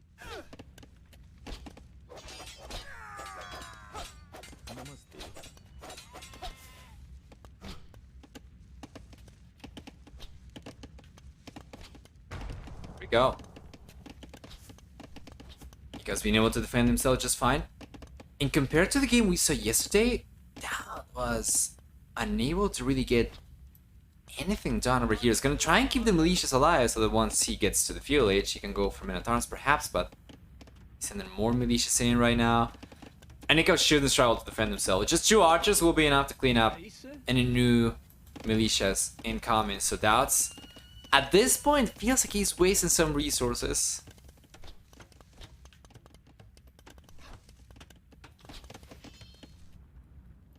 There we go, the archers are intercepting the reinforcements from DauT. And you can see that extra militia is going down before getting anything done at all. He goes on his homework, looked well, prepared for this god push. Yeah. It seems so. Notice how he ignored the militias while he had the numbers lead. Only after the militias came out, he started taking care, right? Walking away. Went for the archer range, first thing in the fuel age as well. And was able to get away with it now, DauT. It's finally gonna go out to the fuel age. He is 5 workers ahead, but this is just standard. By the time he gets up, he's probably going to be in the same work count as Nicov, and well, Nicov is sending the villagers, oh actually the archers forward, sorry. He might actually be the only player to get villager kills, right? So far 7-1 KD for Nicov. Oh, DauT's getting Braziled a little bit.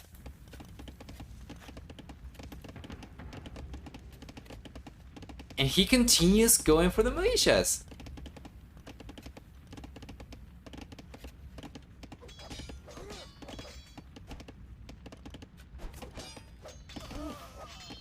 There we go. The archers started taking the militias down. Now he'll be able to start taking the villagers down. I don't think the house over here is going to do anything against the archers. It's not the archers being trapped. The villagers is the villagers being trapped with the archers somewhat. And yes, sir, good in control for Nicov. Well done so far. That's just going to continue pumping more and more militias. One thing that was able to do yesterday, because of going up to the fuel age significantly later, was because of a stronger economy. He was able to go up to the castle age faster. We'll see if he'll be able to do it this time around. Definitely not dead right now, but not looking the best either.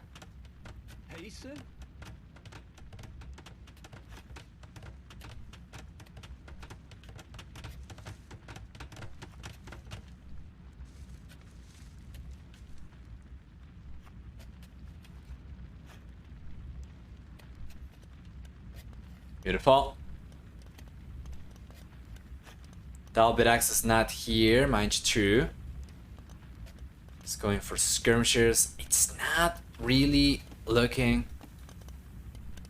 too bad for DauT, but the longer the game goes, now the eco upgrades,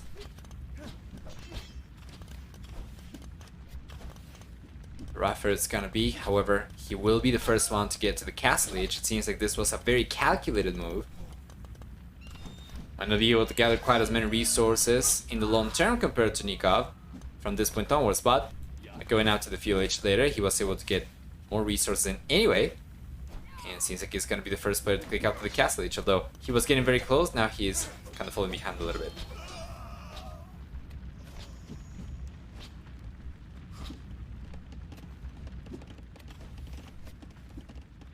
Against Gujaras, he should go to the mill first.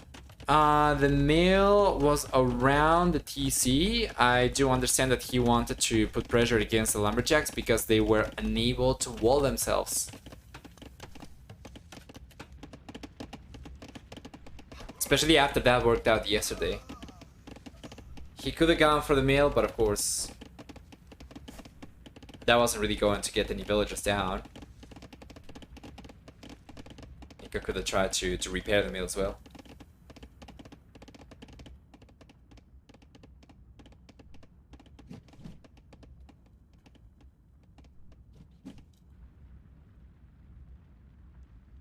Yeah, well, Nicov's lead over here, military lead.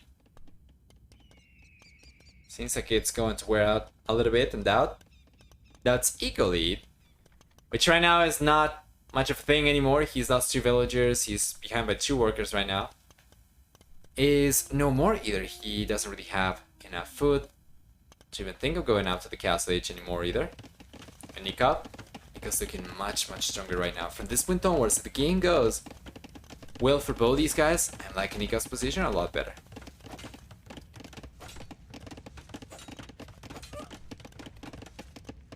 Especially the fact that if you do end up getting a castle lap as the Gujaras, getting access to Chakram Thrower could be exactly what you need to pretty much counter the entirety of Gods, right? They're going to be an infantry-driven civilization.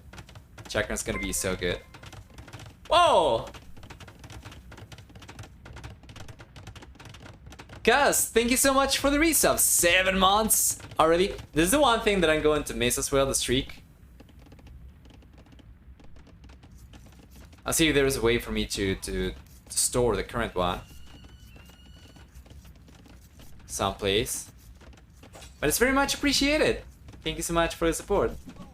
Any advice on Patagonia? Asking for a friend. For Patagonia, you might want to go to... oh man. What is the name of San Martin, I think. San Martin de los Andes. Beautiful town. Bariloche, of course, the icebergs and everything. Honestly, you can hardly go wrong. It's such a beautiful region. Re-engagement taking place now. DauT getting cleaned up for the most part. Just skirmishers against archers and scouts. The archers get pulled away by Nicov, and the scouts will take care of the skirmishers. Nicov will be the first one to go up to the castle age, and DauT is not even close. It's once again food. The problem for DauT. He's got the 11 food workers. He's been going for skirmishers and villagers. That simply put does not leave enough resource for him to save much of anything, right? So Nicov will be up in the castle age much earlier. He's got a stable coming out, so we know we're gonna see the Srivansha riders coming in from the Gujaras. He's got 2 stables total.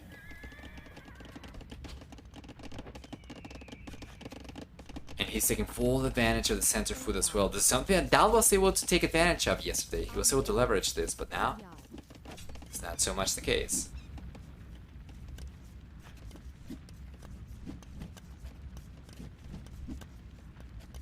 So yeah, San Martin de los Andes for sure. You might want to go and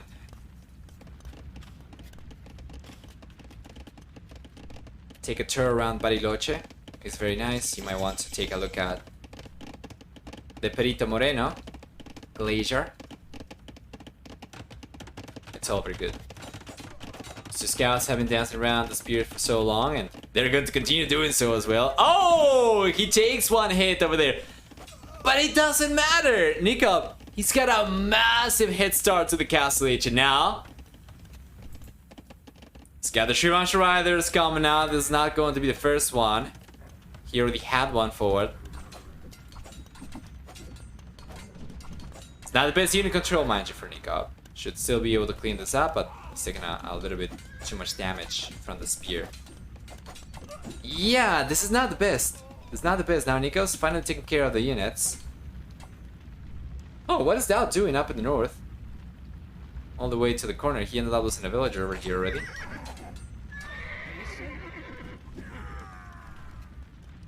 But it's not going to be the end of the push, of course. Nicov will continue getting more and more Shivansha Riders by the minute, and DauT's gonna continue going for more and more Spearmen by the minute. Shivansha seems to be getting the Spearmen down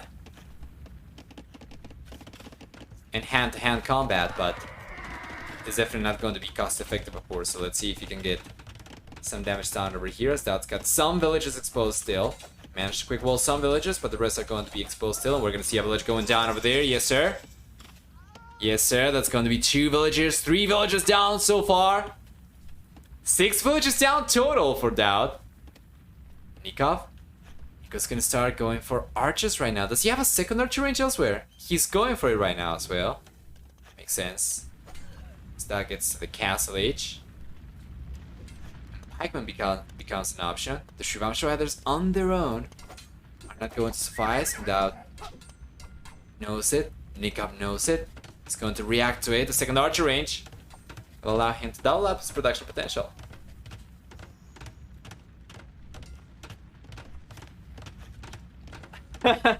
I got news. Shivansha's don't dodge hits from spheres. Yeah. I got news for you, sunshine. This is not what you expected to see.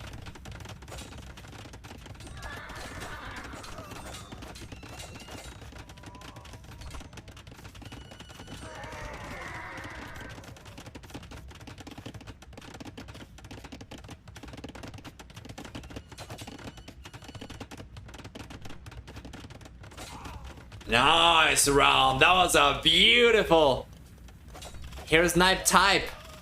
Kill over there, that's another one. And DauT got the 3 TCs up, right? Nicov's going for the second TC right now, but DauT isn't able to keep all the TCs working. In Shivansha specifically, they are just so good to keep on raiding, even against TCs, right? The agility will also work against that. I was expecting Nicov to go for crossbows a little bit earlier as well, especially because he's going heavily into, yeah, it's the archers over there, right? But he's going for crossbows right now. Only he went for Balking arrows, that helps. And DauT's definitely still on the back foot. Let's take a look at the gather economy time over here. It's better for Nicov, still. 5 minutes of extra gather economy time. Eco upgrades are better for Nicov. When did the Argentinian go for wheelbarrow? This is so early. Not very expected from him, of course, but yeah. Oh boy, that is a lot of damage coming out. The Shivansha Riders taking on the villagers.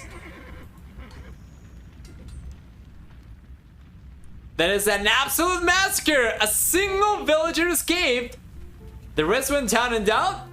That's going to recognize the situation and call the GG. So it's going to be 3-2 for Nicov. And guys, there are 2 games left. Nikov's got to take one of those games to move on to NILI'S Apartment Cup 4. On the other hand, well, on the other hand, needs to take 2 games back to back. We'll see which games or which maps are available, which civilizations are left in a moment. But going through the achievements, that's going to be a 5-to-2 kill ratio for Nicov. A better economy for Nicov as well, collecting about 1,000 extra resources, as well as a higher villager max count, and he took the fewest losses. So yeah, we'll just go back, alright? We'll just go back and wait for game number 6, because this is heating up.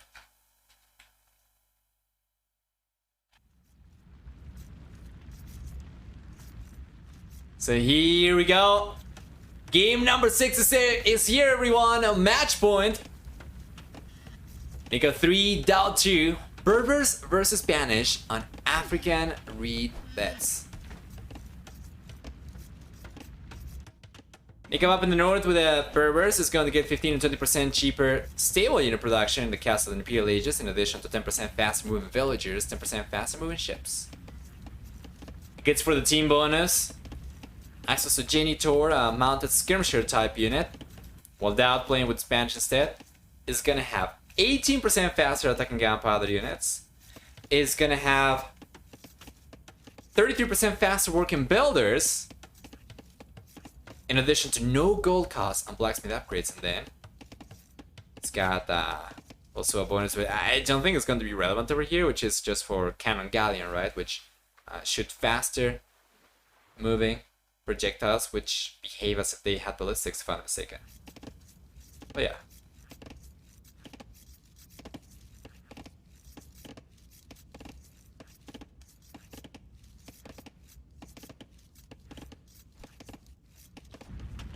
Talk's already on the way for Nicov.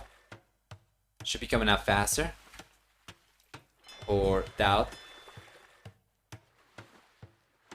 Yeah, this is a race to the top.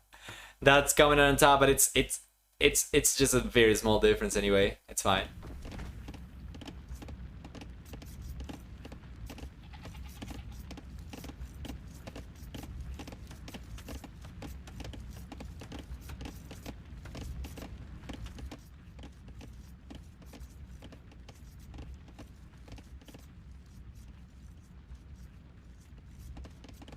Fantastic.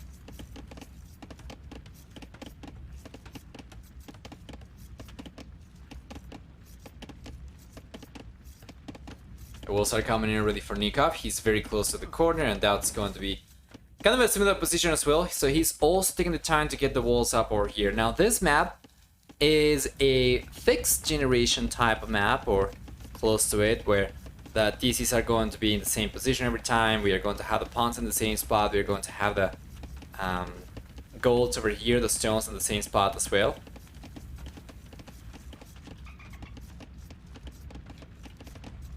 So there we go. Going for the walls like this, like so. Definitely going to be Nikov's intention, and then he is able to secure 1, 2, 3 wood lines with that, 2 golds, and 2 stones. Plus the water, right? Wait a moment, DauT's got a scout over here. Now villager does not have loom, and the scout's got the heal advantage. Oh, for a moment over there, it felt like DauT was going to get a hail hit against the villager, but now it's walking away, and the villager's going to survive just barely for Nicov. Good reaction, by the way. He could very well have lost the villager. And notice that Nicov is not going for loom. He's not overreacting over here. Just brought the weak villager back and sent another one in. He's just going for loom as the build requires. DauT, on the other hand, he don't think he'll be able to get too much damage done over here. Nicov's got 4 fishing ships. We have 3 for DauT. He's going for the 4th one, not to be the one to fall behind. But yeah, I am liking Nikov's civilization a lot better myself.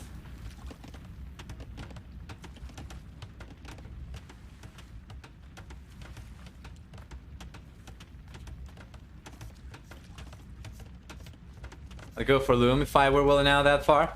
I would probably as well, but then again, I'm a few hundred elo points below these guys, right? That single decision is gonna be worth 700 elo, I'll tell you. Alone.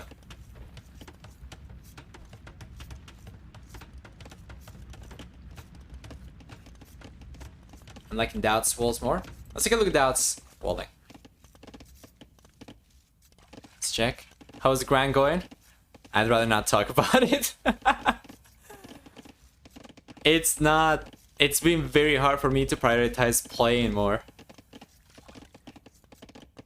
That's one of the things that I'm hoping to change now that I'm not going to be streaming quite as much. But we'll see. There we go. 2 stones, 2 golds. The walls are up. He protects everything. He protects 3 wood lines as well.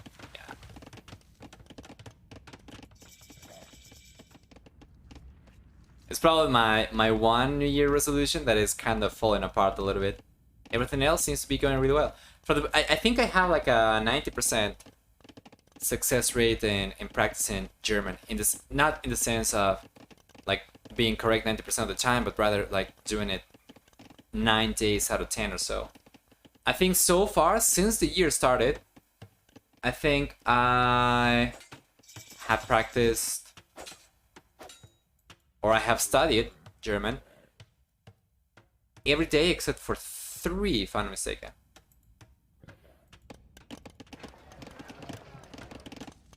Found the hole, yes. Senior German will be better than mine. Ah.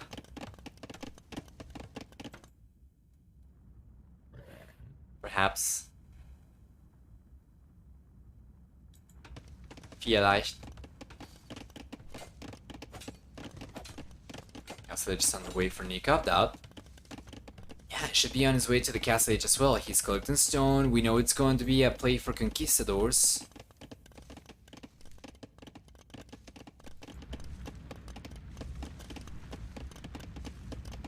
Up in the north.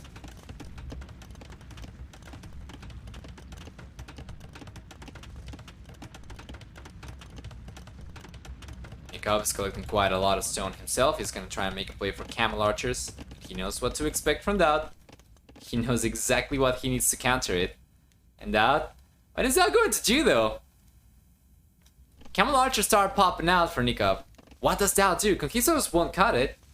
Monks? He could go for knights or standard cavalry. The camel archers are not going to have any bonus attack against those. But then Nicov gets cheaper camels. And honestly, once you get to a good amount of camel archers, they are even better than cavalry archers, so going for cavalry doesn't seem like melee cavalry doesn't seem like the right choice for DauT, so I guess it's going to be monks? Conquistadors and monks perhaps? I don't know, man. Skirms? Well, Nicov can go for cheaper cavalry.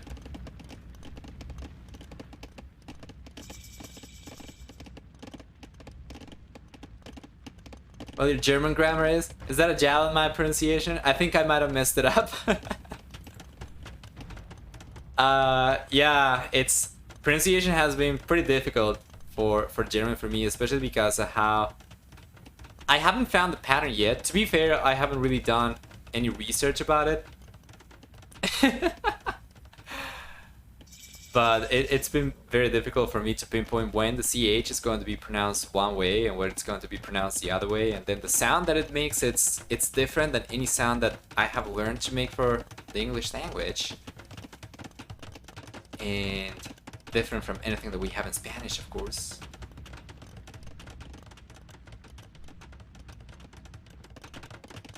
Also, I'm not really sure I trust Duolingo's pronunciation 100%.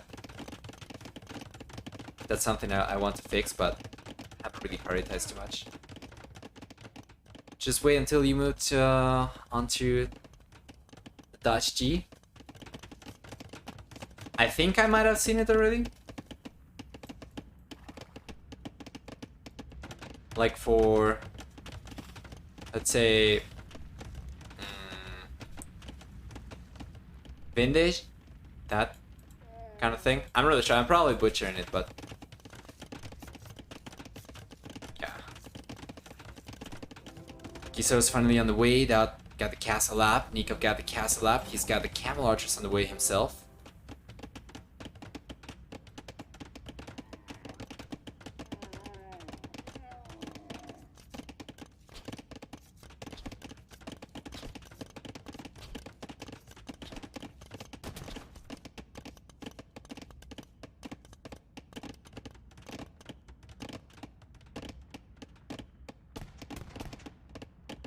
Yo.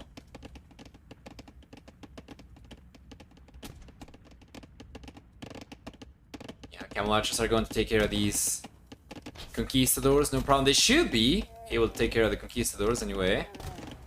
Of course, accuracy right now is not the best. Nico's gonna need to get ballistics for sure. That's one way in which his units will be so much more effective compared to DauT. DauT cannot go for ballistics for the conquistadors, but Nicov can definitely go for ballistics for the camel archers. By the way, DauT's been going pretty heavily on fashion ships, mind you. I guess it makes sense, right? If he's going for conquistadors, he kind of struggle to keep production going of villagers, perhaps, for a little bit. So going for extra fashion ships kind of made more sense.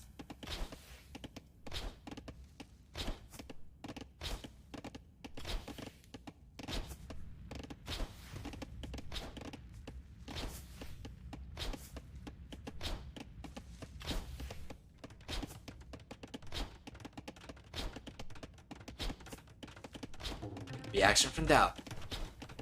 It's got the conquistadors coming over right now. It's gotta be careful though. Nicov still has bonus damage, and he's going to take the conquistador down. That's going to be 1-for-1.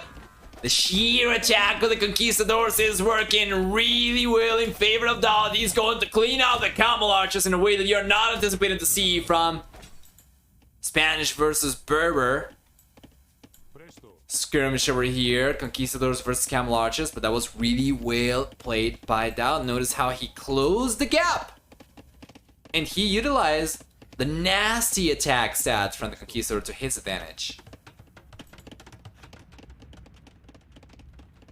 Beautiful. What about Genitor? What about it?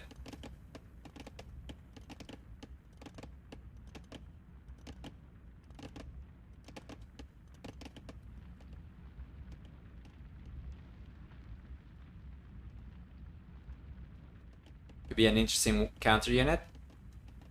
Well, it'll be cheaper than going for camels, for sure. But as you know, I don't really expect it to be quite as good. Once you mass a good amount of camel archers, you can fight pretty much anything. With genitors, maybe not so much. And blocking for Nicov, yeah, that's hurting quite a lot. Mainly because of the range. As much because of damage, of course. It's going to be mostly about the bonus damage for the camel archers, I would assume. But yeah, range makes a difference.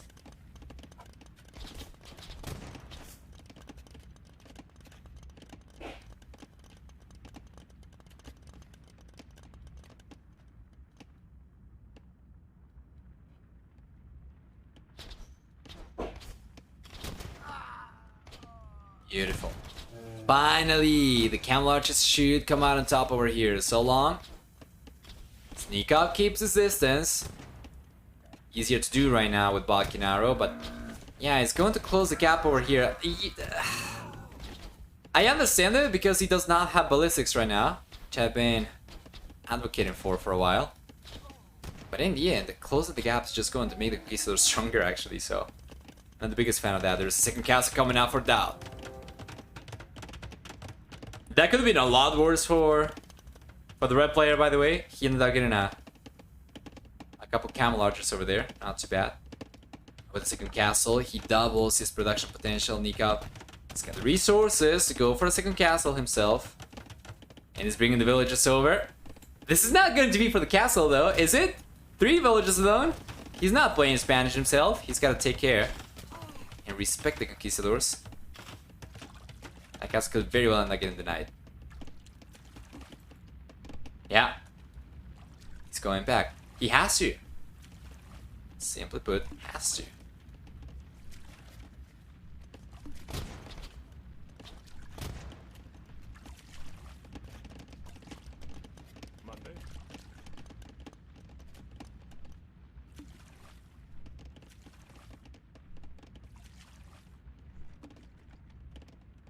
The villager castle, channeling the Lord Spirit.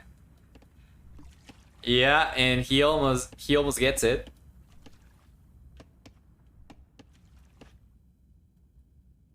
Conquistador is still pretty good before ballistics. Yes, once Nicov gets it, now he's only 7 seconds away from it. That should put him in a much better spot, but take a look at DauT's luck over here. You said it yesterday, DauT's got literally good luck in his name. As part of the Gamer Legion clan tag, right? And how lucky is this? He's running straight into the villagers. In the middle of nowhere, he's going to deny the castle. Now there's a castle coming up for Nicov. Once again, he's going to relocate the foundation at the center.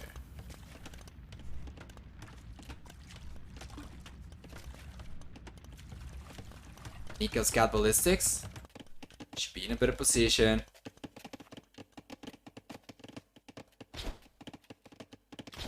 Here we are. Pressure ships are going down, Nicov. It's the only player going up to the Imperial Age right now as well. Fantastic in the castle. And the castle's coming up. He doesn't really have a whole lot of villagers, but because DauT was forced into bringing his conquistadors back, it makes sense. Now notice that DauT's going to end up taking the better end of the deal over here. That is a lot of camel archers going down and not too many conquistadors. But the damage was good. Overall, I think that was not terrible for Nicov. That could definitely have been better. That could definitely have been worse. I think it's not the best, not the worst.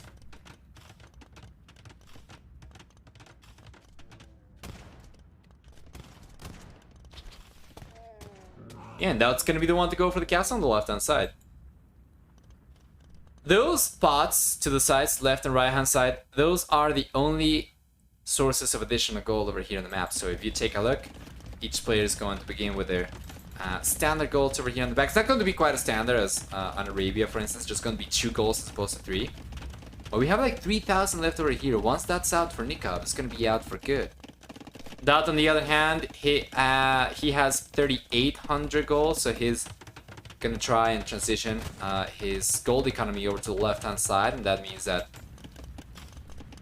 Nicov is going to have a hard time to access those golds. He needs to go and try and secure the right-hand side, or alternatively, he can just try to work with what he's got still, and just take advantage of the Imperial Age to get the push going, right? Take the castle down over here, potentially take the castle down over here, get a few trebuchets out. We'll see.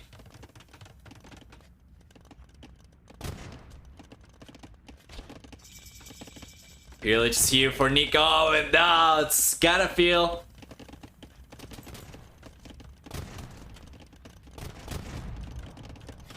Freeze and chill. Running down his back. As the prospect of Nicov taking game number 6 over here gets more real by the minute. Now DauT's coming in, trying to get some damage done. To be fair, he does manage to get a few villagers over here. There's still some ways off from the Imperial Age. He's potentially getting surrounded over here by camel archers, especially now with Bracer. Because units are significantly stronger. They have extra range, they have extra attack. Oh man, and DauT's unable to get quite as much damage done over here on the back. To be fair though, Nicov doesn't really bank on the fishing economy too much. Here comes DauT once again, trying to bank on the higher attack stat of the conquistadors. Really should be on the way for DauT very soon. Meanwhile, Nicov's got the first 2 trebuchets coming out of the castles already. The 2 castles in front of his base. He's gonna try and take this one down from DauT, and DauT recognizes that. He's going to walk away with the villagers. He better take as much gold as humanly possible from the golds on the left-hand side, because we know this castle will crumble eventually. What I'm most concerned about DauT is the fact that without castles, you can wave your conquistador production goodbye. What is the next step going to be for him? This one is going down, we know that for a fact. We have the trails over here, right? So Nicov's taking the castle down. Then he's gonna move on and he's going to take this one, or he's gonna go for this one on the left-hand side. Whichever one he goes for is going to be the same result. That's gonna be left in 2 castles only after he gets this one up. Conquistador production compared to what he was able to go for before the castle went down in front is actually going to be less than before, right? Only 2 castles compared to the 3 that he had just a few moments ago. And of course, there's not enough time for DauT to get to the Imperial Age and get trebuchets out on time to prevent this one from going down. So yes, it's gonna be 3 castles for Nicov, 2 castles for DauT. Nicov trains counter units to the units that DauT is able to create from his own castle, and now Nicov's going for Casbah. And this is so good as well. Casbah making the castles work 25% faster means that Nicov is gonna have almost 4 castles worth of production with the 3 castles he's got right now. While DauT, on the other hand, DauT's still going to be confined to 2, so it's so much better for Nicov. He's trying to commit to the camel archer production as well.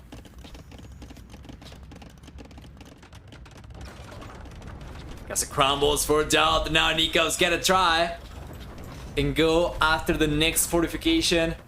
He's aware of this one on the left-hand side. Either that or try to take the TCs down and get the raids going, right? He's got camel archers, which are beautiful for raiding. If he can take the TCs down, then what does DauT defend his economy of?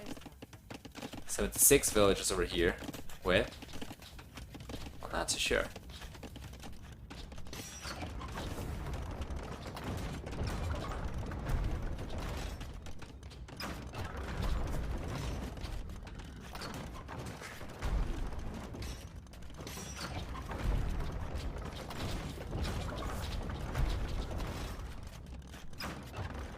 There we are. Paladins could be coming though if Nicov takes too long. Well, DauT's going for Cavalier, yes. Play Bard Armor and Conscription on the way. Where are the stables? He's gone for stables in the back over here. That's good. Nicov, remember he gets 20% cheaper. Camels though are stable unit production, so camels are going to be cheaper for him too if he wants to. And DauT's going for Supremacy. That's going to make it a little bit harder for Nicov to get the raids going. But notice, he's getting Cavalier right now, and the Camel Archers are still not taking too much damage from these units.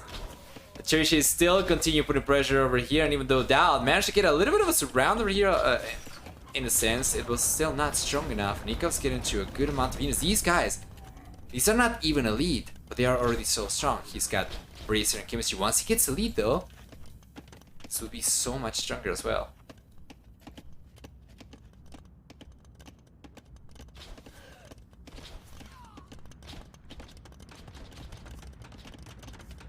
And without the Force Paladin upgrade as things are, he does have plenty of gold access in any case. I don't know if Nikov's going to have plenty of gold left. Yeah, as a matter of fact, Nikov's got no gold left at all. Where are the trebuchets? He's got to go and try and take care of the castles. Yeah, there we go. Right, he's going for the castle on the right hand side first. And DauT's got the raids going already with the Cavalier. Nicov still looking stronger for population, but not by a whole lot. These Cavaliers surely have the potential to change this. They're coming in right away. They're going to strike on the wood line. They're going to strike on the farmland. Yeah, sir. And on the right hand side, castle from DauT is being repaired for the time being. And Paladin is on the way. He's got the upgrade coming up. He's got 3 extra units queued up, 31 total Cavalier right now. So to become Paladin, if he's able to take care of these units, he's got to be mindful of his army and not send these guys straight into the castle. Yeah, Nikov's going to commit to the Camel Archers. Once again though, a good mass of Camel Archers is still going to be deadly. It's stronger than Cavalry Archers in general, so this is not bad. If he can get elite Camel Archers in and of itself, that might actually be enough against a non-critical mass of Paladin. Unless DauT was able to get somehow up to like 50 Paladin or so. I think the Camel Archers, I'm actually preferring them. But once again, we need the elite Camel Archer upgrade. I don't know if he's got Thumbring already. He's got Thumbring, yeah. And ideally, of course, getting Leather Archer Armor, Ring Archer Armor would be great. And the castle at the last second is going down! Not quite! And not only is DauT able to keep the castle up, he's taking the trebuchets down. Unbelievable. Nicov, he's sailing the stone to buy more trebs. He's 3 short. Okay, there we go. Notice, however, that Nikov's tanking his economy in order to get the treb out.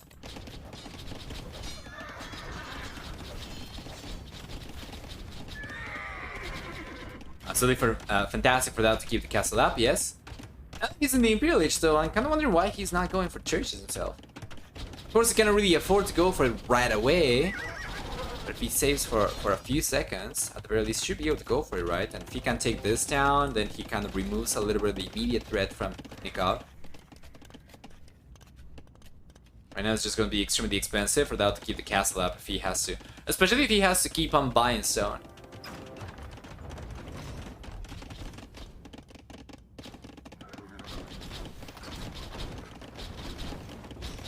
Now DauT's got to be careful. It's going to try and take the trebuchet down. It's going to try to go around the camel archers, but Nicov knows better. He's going to bring the camel archers straight back to the treb. And DauT, for being the only player with access to gold and for having 35 villages on gold, is actually still struggling to take a good engagement against Nicov. The camel archers over here are just too good. And these are still not elite, but they have sufficed for Nicov to keep control of the game so far. And DauT's gonna keep on trying. You know this. This is match point. If DauT kills a GG, he's out of the qualifiers. Nicov will be moving on to the NAC. Will this be the first NILI Apartment Cup that DauT misses if he doesn't qualify? Guys, do you know? Because I think I recall DauT being in all the previous NACs. But I'm not 100% sure. I think so. I think so too. That'll be a huge blow, of course, for the good luck player.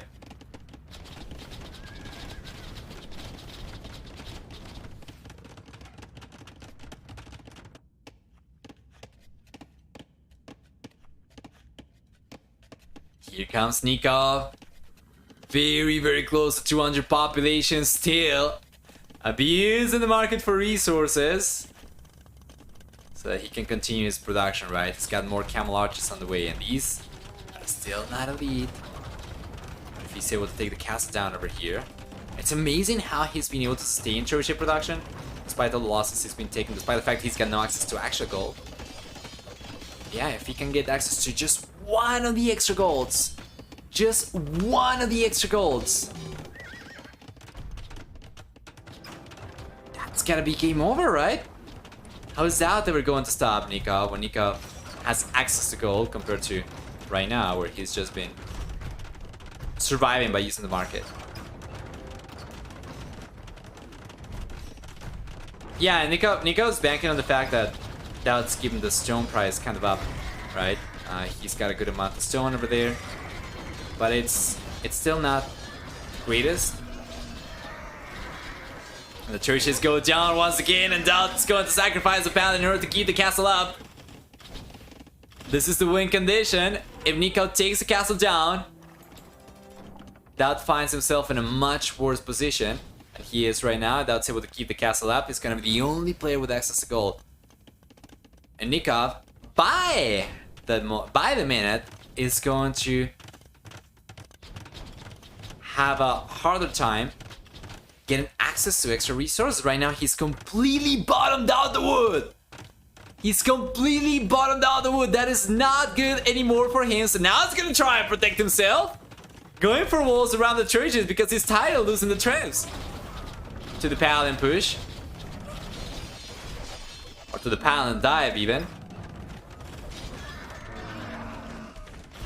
Yeah, check this out. Paladin are still they are still going to continue sneaking in though through the walls as he was so close, but he was unable to finish the walls, and the church goes down once again. Now Nicov is left on 34 camel archers and DauT. DauT is actually a hidden population compared to Nicov. The first time in a while. In one trip for Nicov, that castle from DauT's going out to about half HP. Seems to me like Nicov's been selling stone actually faster than DauT's had to buy it, right? So it's still very manageable. Like DauT's paying 57 gold per 100 stone. He can keep this castle up, no problem. He's got 26 gold miners. Yeah, he can sustain buying stone pretty much for as long as he wants. As long as Nicov keeps on selling as well and keeping the prices manageable.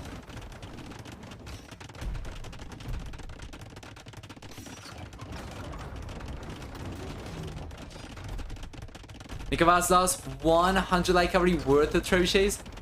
Oh, you know, I think NILI'S version of Capture Age, it's got the value destroyed or resources destroyed, right? Yeah, that'd actually be pretty handy to have by default, I think, or at the very least accessible someplace.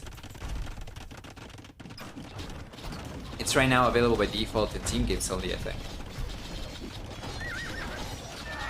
Anyway.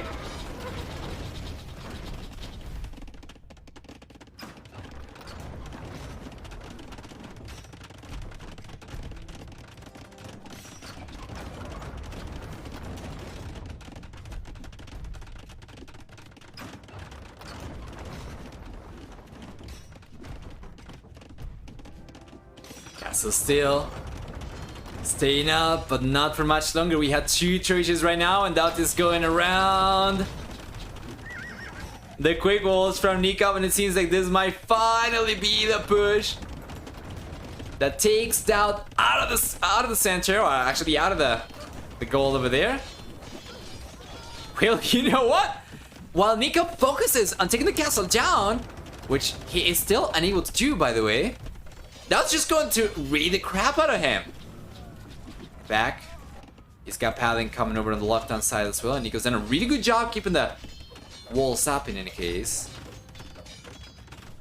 Yeah, but DauT's coming in very soon with the Paladin. Once he breaches through, Nicov's going to be kind of exposed. How many villagers do we have over here for the Bull players? Gonna have about 85 villagers to protect 2 castles and 1 TC, 2 TCs. Here comes DauT from the left, from the right, getting the raids going, keeping the castle up still.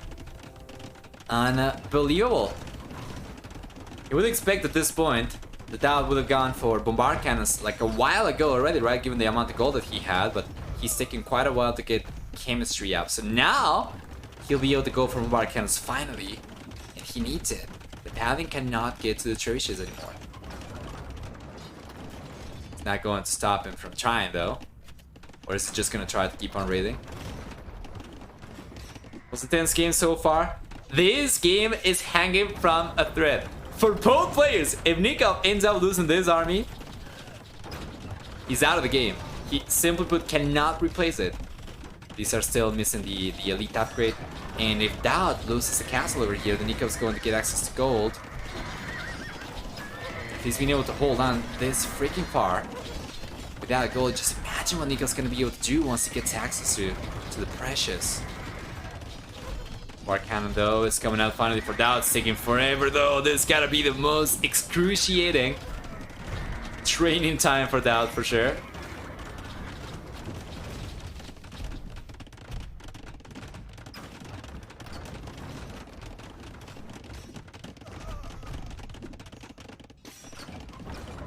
Here he comes. The trebuchets are probably going down. Nicov now has to do something about this, and he's gotta get past the stone walls, right, in order to get out of here. Yeah, the trebuchets are going down. The trebuchet is going down finally, as Nicov cannot take the castle down. In his what, 10th attempt? I'm not really sure. If I would have been able to keep track of how many times Nicov's tried to get the castle down over there, and you gotta wonder at some point, is he ever going to consider pushing on the left-hand side maybe? I understand that he's got all the infrastructure he needs on the right-hand side with the quick walls and everything, but this is something that he built around the units. It's something that he could have gone for on the left-hand side. What is he going to do? He doesn't have the camel archers over here anymore. Where are they? He's gonna try and go for the counter raid. Well, to be fair, DauT does not have any protections over here at all, right? It's got the single TC to protect an economy of 52 villagers, so this might actually be quite rough for DauT.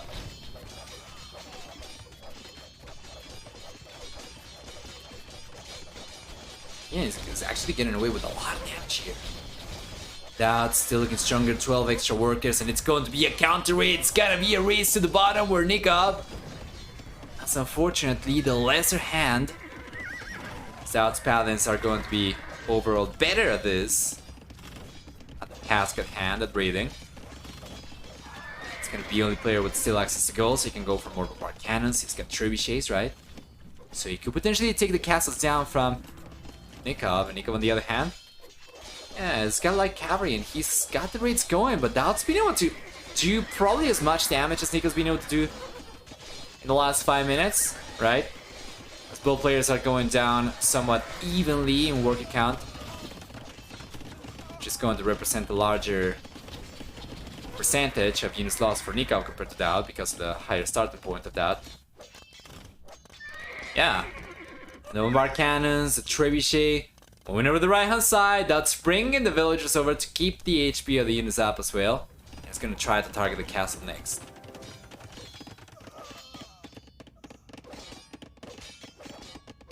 Because population though is starting to crumble a little bit. Seems to be falling apart at the seams over here, the Argentinian.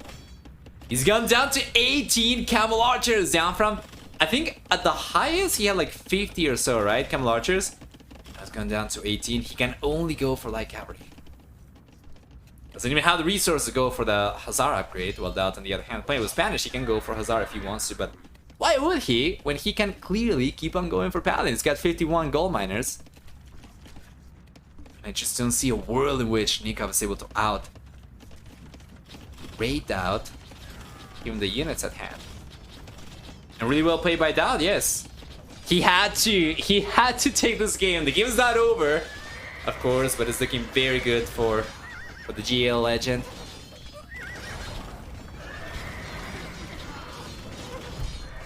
The deity.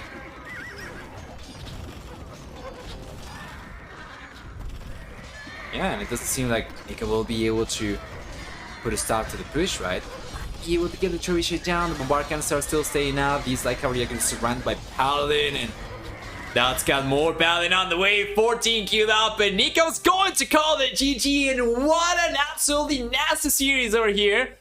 DauT versus Nicov, 3-3, absolutely tied up. We have a full set our way then. Let's go through the achievements really quickly. Take a look at this. Better KD for DauT. I'd be surprised if that weren't the case, right? And you could say that he had to because of the much pricier units he's been going for. But Nicov also went for gold units for the most part, despite the fact that he was not on gold, right? And the amount of trebuchets lost over here from Nicov, I think this was probably somewhat equal in terms of resource loss for both these players, or resource destroyed. And yeah, economy is better for DauT. However, he did end up collecting about 14,000 extra resources. Higher villager max count for Nicov by about 5 only, but yeah, he took the most losses. Not even close. 126 villagers going down, if I'm not mistaken. What am I talking about? 134 villagers going down throughout the game for Nicov. DauT on the other hand, and that losing about 42. Let's go back there.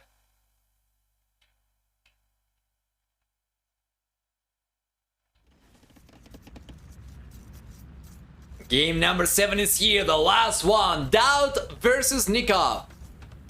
For the decider game,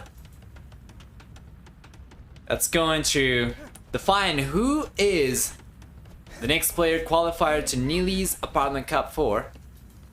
So very high stakes over here. And we have Arabia. What a better map for both these guys than the one they are probably the most familiar with. And the civilizations, they are probably not what you're expected to see. At the very least for Nicov, Italians are not your usual Arabia civilization, right? DauT on the other hand, with Khmer, is going to have a little bit more of a standard one. However, that is not to say that Nicov is at a disadvantage over here. Quite the opposite, actually, with access to cheaper bombard cannons, Genoese crossbows, which counter pretty much everything else from the Khmer as well. It's going to be an interesting one for sure. So taking a look at the civilizations, starting with Nicov, he will get 20% cheaper gunpowder units. He will get 15% discount to go up to the next stage. Cheaper university upgrades, and for the team bonus access to Contieri from the barracks, not something that I expect to be relevant in this game. While DauT on the other hand, playing with Khmer, is gonna have 10% faster moving battle elephant line units. He's not affected by building requirements at all, and then his farmers do not need mills or TCs to drop food on. Besides that, the Khmer will have the ability to garrison villagers inside each house, 5 per house, and for the team bonus, it's gonna have also 1 extra range and Scorpion line weapons. So let's take a look at the map generation now. This can make or break a game for a player. So if we take a look at Nicov's map generation first, we'll see that he's got the main goal down the south. It's got the secondary goals exposed, so both of these are forward. Not in the best position, of course. And then he's got the main stone forward as well. He's got the secondary stone towards the southwest over here, but very far away from the TC, and so far away so that it's going to be outside the walls that he's trying to go for right now. And notice that Nicov is going for the walls very early on. Does not want to take any risks over here. DauT. DauT's got, on the other hand, a little bit of a... He's got a little bit of slack over here, right? Basically.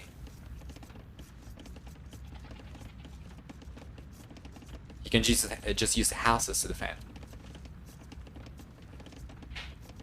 Feels like DauT has the edge in terms of saves. Just gotta keep Nicov's cast number to a minimum. Yeah, that's very important. Nicov, he does have the Genoese crossbow, which is so effective, but it's going to require the castle, so it's going to be a game of DauT trying to suppress Nicov. And Nicov trying to boom, right? And not boom in the economical sense actually, but trying to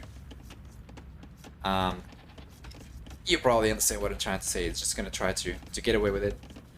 So the map generation for DauT is going to be the main goal towards the south of the TC. So this is kind of exposed, and check this out. Both secondary goals are very exposed, very far away as well. Kind of awkward.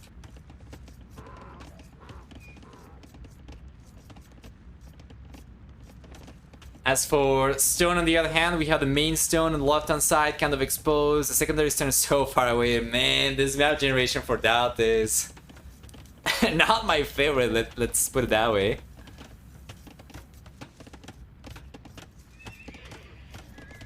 Gets to the fuel age, and stable's already on the way. Nicov. Yeah, Nicov's just fallen completely. Not towards the TC, no, he's just going to completely seal himself off.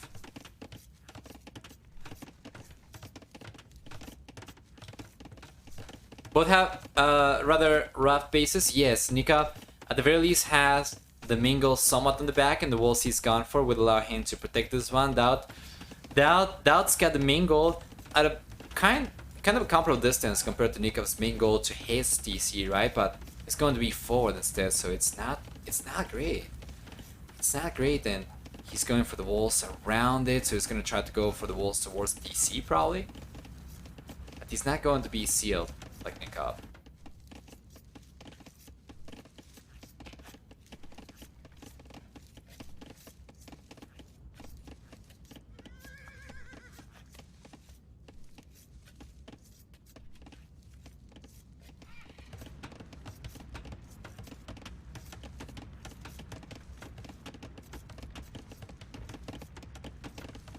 Yeah, there we go. DauT. Let's now get into gold. Nicov's gonna be just fine, right? Yeah, he should be. So far, he's completely sealed up. So long as he doesn't over chop over here, he's going to find himself in a good spot. And DauT, on the other hand, well, DauT is going for an archery range right now. This might make it a little bit easier for him to try and breach through the walls. He's gone for 4 scouts so far. He's not really been able to get much of anything to show for it. And with the archers, I'll be able to prevent any quick walls coming out from behind the palisades. And given how extensive the walls are for Nicov, that could try to make a play for, you know, the walls at different places as well. Try to strike the walls. Oh my lord, what's going on today? Try and strike the goals at different points to try and overwhelm Nicov, but it's gonna be difficult. The blue player already has a spearman out, so he's gonna be chasing any scouts, sticking around the walls for too long, and the archers are taking quite a while to come out.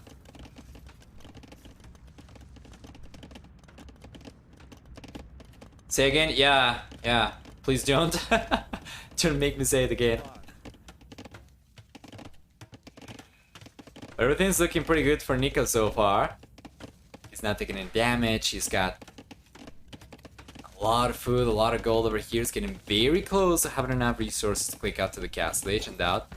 That's going for the tower. This might be a little bit too late though. DauT wants to get the tower on the way already. By the time we are like 10 minutes and a half into the game, 11 minutes tops. He's got the tower only now starting building. Close to 12 minutes into the game, and Nicov's gotta be on his way to the castle age already! My lord. To be fair though, there are 2 wood lines only available to Nicov, and if DauT manages to deny both these wood lines at the same time, then Nicov might find himself in a rough position. We'll see. Right now, DauT's not collecting any stones, so he won't be able to follow this up with another tower. There we are, but this is good. It's going to push the villagers away from wood. It's going to push the villagers away from food as well, right? He's won this one up, but yeah, now he's gonna go for some extra stones, so he'll be able to go for yet another tower over here. I'm not really sure though if he is to go for that. Let's actually take a look at the range of this one. If he is to go for another tower around this area, that is not a tower. If he were to go for a tower around this area, I think that's probably the closest he can get to the edge of the woodland. I think he might actually be able to... Yeah, I think he might actually be able to deny this. But Nicov is going for a preemptive defensive tower over here. And doesn't seem like DauT will be able to do much of anything about it. So Nicov's probably just getting away with castle.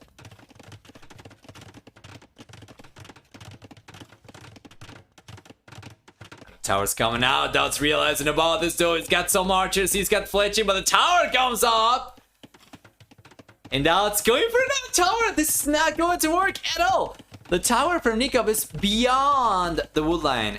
So there is no place where DauT's gonna be able to get a tower that's going to deny this while being beyond the range of this tower. Like, this is not going to do anything at all. It's going to become relevant if the tower is still up. 20 minutes from now, when the wood line is already kind of depleted, right? He cannot go around the right-hand side. That would have been another choice, but he cannot do so because the edge of the map. And DauT. Good lord. God knows that he's tried. God knows that he's tried very, very hard. He's gone into so many military units. He's gone for 2 towers already, but it's not really gotten too much of anything done for him and Nicov. It's only 1 minute away from the castle age. And guys, many of you were saying Nicov would be great to see him make it into the NAC, and right now, as the game is looking, as at this point in time, Nicov seems to be the favorite, right? He is in a much better position. So long as he doesn't throw his archers into the skirmishes from DauT, he should be fine. Once he gets to the castle age, crossbow and blocking arrow should allow him to even take on the skirmishers and go forward and get the raids going, potentially. Right now, DauT's desperately trying to break through. He's got more archers on the way. He's taking to full fuelage, but Nikov's already up. And the crossbow and blocking arrow upgrades are on the way, and Nikov's defense has paid off big time, while DauT does not seem to be even considering the idea. Moving on to the next stage. Tower on the right hand side is just getting cleaned up as well by Nikov's defensive tower. So this one is gone, and while DauT was able to get a tower beyond the range of Nikov's tower, I don't think this is going to be necessarily the case now that he's got Botkin arrow. Yeah, with Botkin arrow, this tower is actually getting also ranged by Nikov's tower, right? And DauT's tower is still not going to range the wood line, so it's not really doing much of anything. It's just spent a lot of villager working time and resources trying to get the tower up, and in the end, it's not really going to achieve much of anything.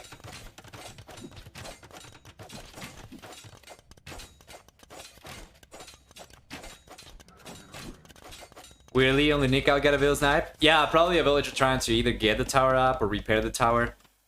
It just went down, most likely. It's not great unit control from Nicov. He just lost a few crosses over there to the skirmishers. But he does have the counter raid coming up though. It's brewing, guys. It's cooking up.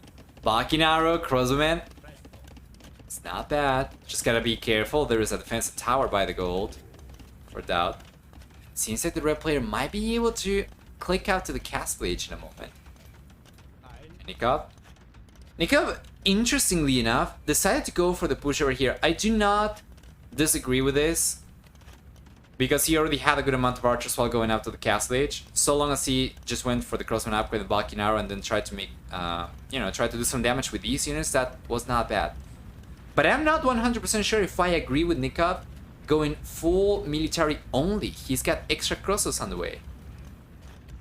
Crossbows, which still going to struggle against towers, are still not going to be able to dive into the TCs. He's got no siege, right? So if he sends some villagers over to get a siege workshop, I would like that a lot better, but still, I feel like Nicov, when going after the Castle Age, probably would have been better off going for extra TCs. Trying to secure his economy, trying to set up his economy, trying to start collecting some stone, right? And play for the win condition, play for the Genoese bar cannon potential composition in the later stages, but now that's going up to the Castle Age, and it seems like Nicov's not going to be too far ahead in villager count by the time DauT gets there.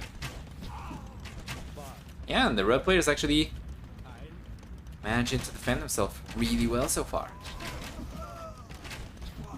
Please, please, not another game 3 where Nicov goes for a lot of army and DauT just booms and wins. Yeah, that's exactly what I'm trying to say over here. If Nicov does not take advantage of his head start to the Castle Age, then this could potentially be very well the case. But that's gonna be 4 villages on the woodline from DauT going down to the crossbows. Reaction time was a little bit too slow over there for DauT, but once again, if he does go for extra TCs right away, he can catch up. He doesn't care. He can catch up in village count. But now, this is what I wanted to see. Nicov's got the second TC coming up, and he's rushing it with a bunch of villagers. Taking some villagers down from DauT. He knows if he goes for economy, now that DauT's still in the fuel age, he will be pulling ahead significantly, and he's gone for it. 4 siege workshops on the way, and this I am not against. 1 TC and just crossbows, I was not a big fan of, but 2 TCs, crossbows, and siege for Nicov, that I'm liking a lot better. We're gonna see if DauT's able to defend against this. There's definitely the possibility for DauT to still go for more TCs than Nicov and try to catch up in villager count, but Nikov's pressure is about to get significantly stronger with the siege weapons coming out, mangonels and crossbows. It'll be so much harder for DauT to defend against.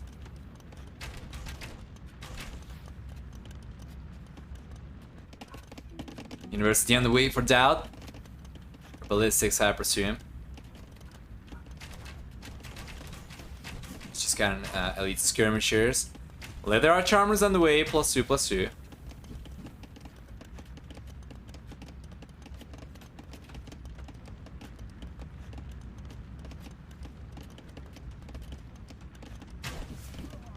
There we go.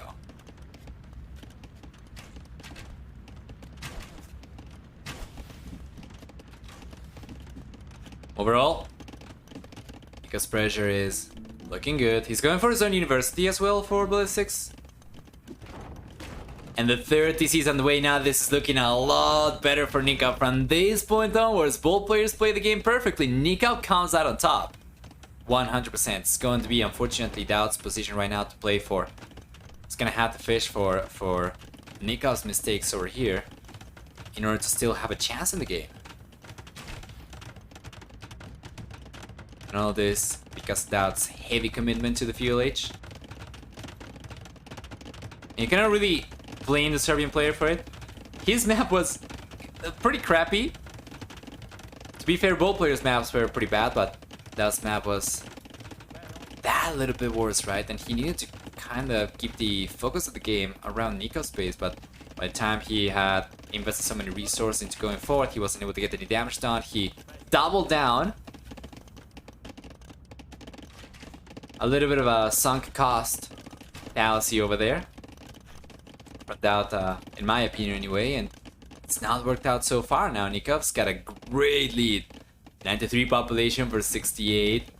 It's going to continue extending for Nicov with 3 TCs versus only 2 TCs. Turned out, Nicov should be in a fantastic spot.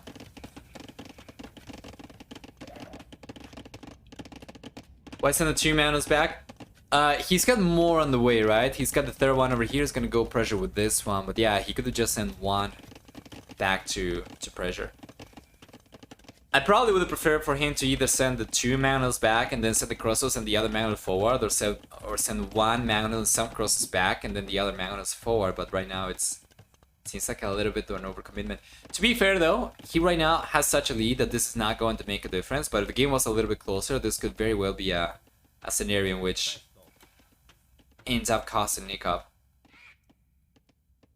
If this was a scenario where DauT actually has a lot of extra units elsewhere, right? And then Nicov doesn't have the units in place because of chasing these units away, that could have been better for DauT. But right now, Nicov's in such a good spot that it's probably not going to make a difference at all.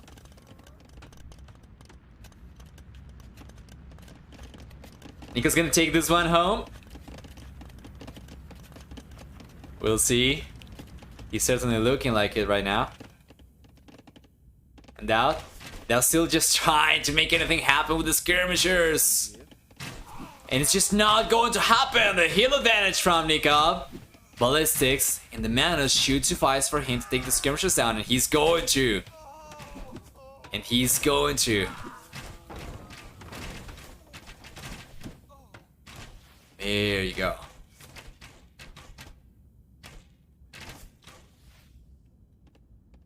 He goes far ahead, I guess him chasing DauT's army. The back of the map buys DauT time.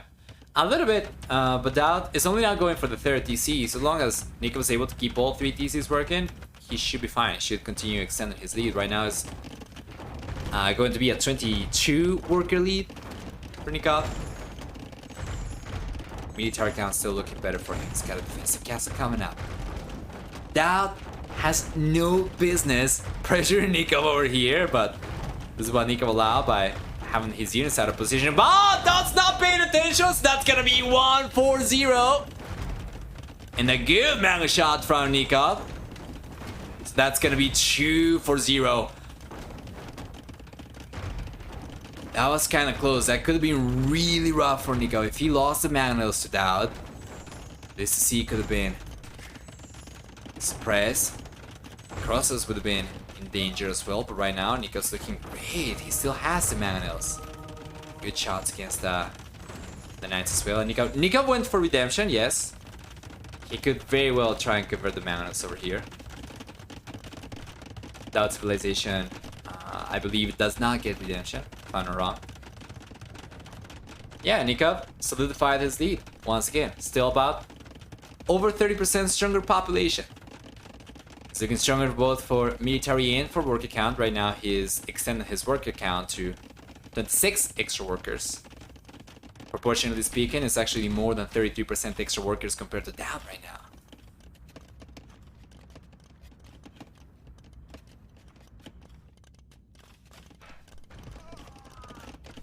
What? What was that message about?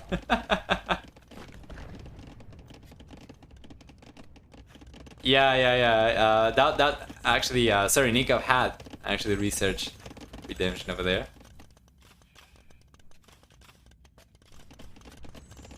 Yeah, now the Imperialists on the way for the Argentinian. We are just banking on a miracle. If you're rooting for that, you're probably just waiting for a miracle right now. Like everything is gone so poorly for him. And I think this is going to be the case. I think this is most likely not going to be the case. DauT's going to miss for the first time one of NILI'S apartment cups. Nicov, how many apartment cups was he in the past? I know that it's been at the very least one, I remember. I don't know if it was the first one. I think it was the first one, wasn't it? No, or was it the second one? I remember the first one that was invited and he performed really poorly. And then they sent him over to the qualifiers for the NAC2. And he qualified, right? And he performed better. But I don't remember if Nicov was in the first one or if it was in the second one. Or if it was in all 3 so far. All the archers are back again. Yeah, this time around I'm not really against it because it's going up to the Imperialists, right? So keeping the units alive is actually very important so that he can potentially go for Arbalesters. It's got something to upgrade with Bracer and Chemistry. But yeah, I think it was only in the second one. I see.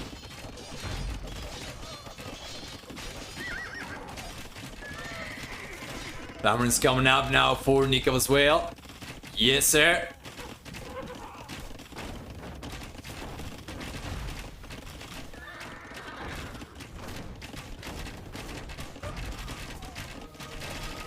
There you are. The knights are going down. The crossbows are staying up. We see Genoese crossbows coming up right now as well. And the Imperial Age is here, so Nicov's going to get access to Bracer, Chemistry, Arbalisters, DauT. Behind by 50 population. He's trying to scrap enough resources to go up to the Imperial Age himself, but he's so far behind right now, Nicov. Even getting the conversions going against the knights. Trebuchet on the way for the Argentinian, and DauT still has not been able to even click up on Nicov's. Already going for Arbalister, right? He's already researched Bracer. Chemistry's on the way.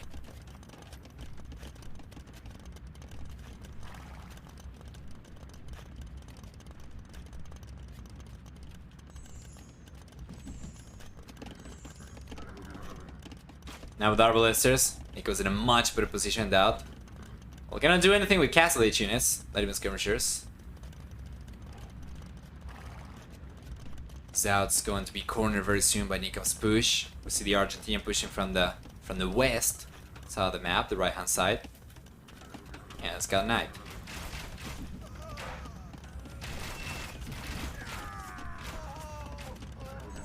And here comes the Trebuchet. DauT doesn't even have a castle. This is going to be such a low hanging fruit for Nikov's Trev. Taking TCs down? Yeah, there we go. We see a castle coming out. Does Nicov know about the castle? He knows about the castle now. Is he gonna try and go after it right away, or is he gonna try to take the TC down? Let's take care of the TC first.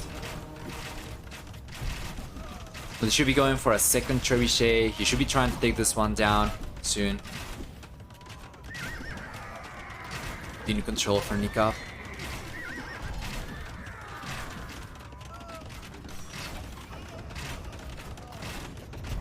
He knows he's in a fantastic position. The score is telling. Rightly so.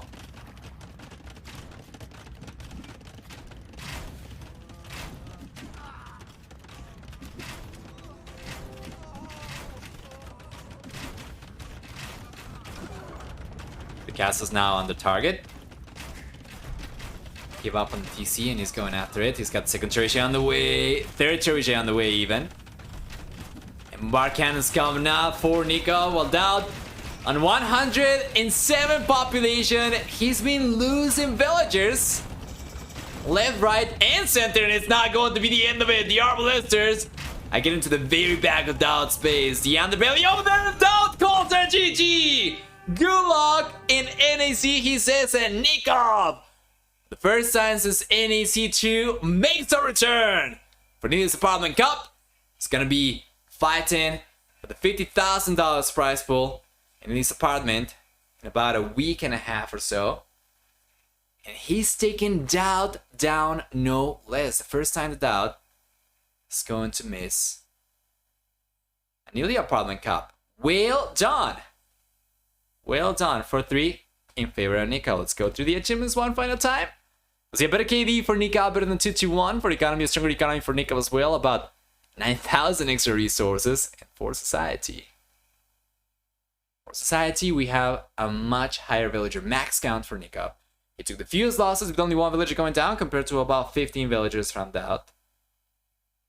Produced a lot of extra villagers throughout the game and was able to reap the benefits of it. You take a look at the economy and of course it shows. Nicely played.